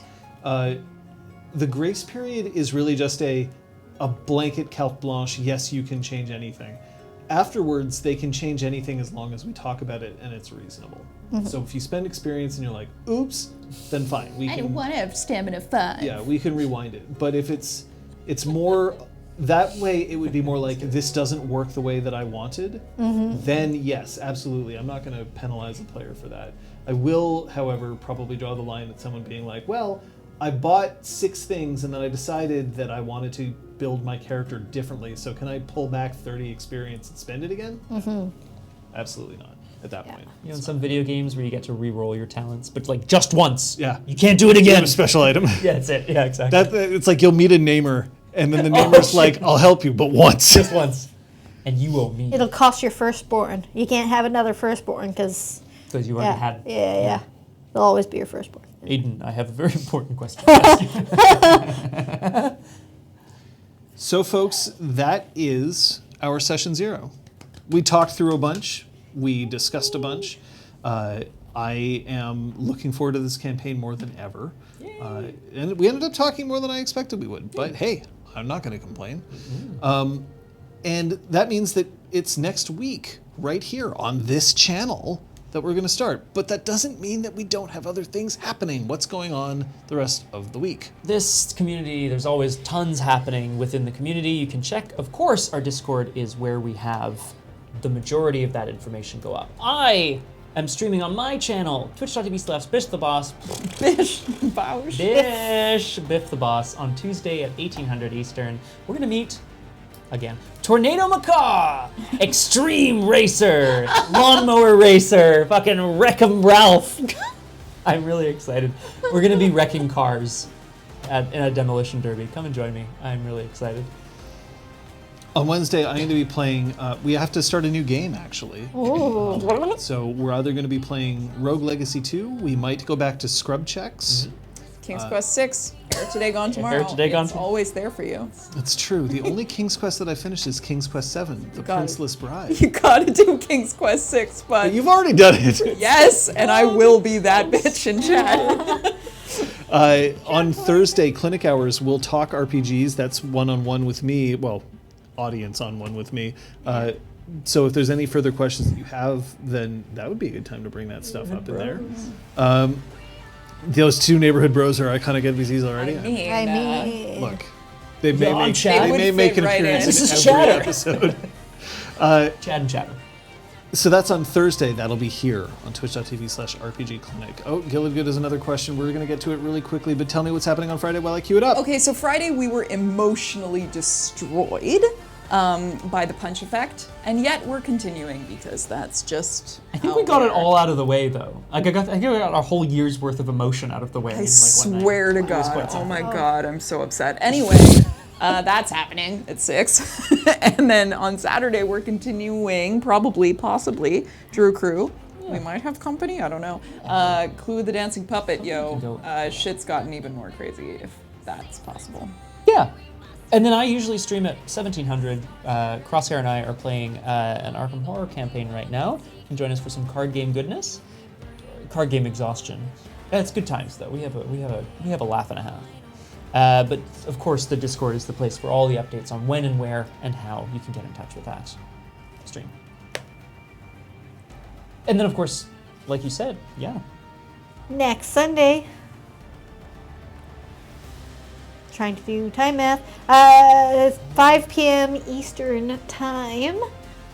We will be here with session 1 of Changeling Riverwild with Burble, Hagen, Det, Pluricon, Mickle, Redcap, and a slew of amazing NPCs we have yet to meet. Question mark. I need a record scratch, like, because I do want to get to this question just before we stop, which is, quick question I didn't hear getting addressed. Last campaign, you started experimenting with PC romance. Is that something you're still open to happen, or is this something you prefer to leave behind for now? What do players feel? I mean, we said before when we were talking about sexuality and stuff, just like yes and or open. What was it? Pan and question mark or whatever. Yeah. I think it's open. I think it's open. Yes, panned. My request is that players don't start or plan for romantic entanglements. right We off were the going to bat. be married. Whoa. I mean, You'd burbsy. Burbsy. The main reason why is that I don't want a third player to already feel like a third wheel. Yep. So if it happens naturally and in the course of the game everyone's already kind of satisfied with stuff, then great. If I find that it would detract from the game, then I would probably ask that it not happen, but these players are different. So either way, record scratch over. Is already iconic. The burbs. You can join our Discord. The link is up in the chat. If you want to ask more questions about this campaign, find out things, schedule, ask about our favorite colors, maybe our autumn palette. Our favorite foods? We discussed You food. can also join us. We do have a 24/7 Changeling the Dreaming game that plays out on Discord in this universe, that if you join our Discord, you are welcome to ask for more information, and we may be able to grant it to you. For now, the best thing that I can grant you is the direction that we're heading in. It's up and to the right. Don't know on this overlay. way. It might be mirrored. It's that way, so that's correct. Yes, I can see the monitor. Yeah. We'll see you next time. Bye.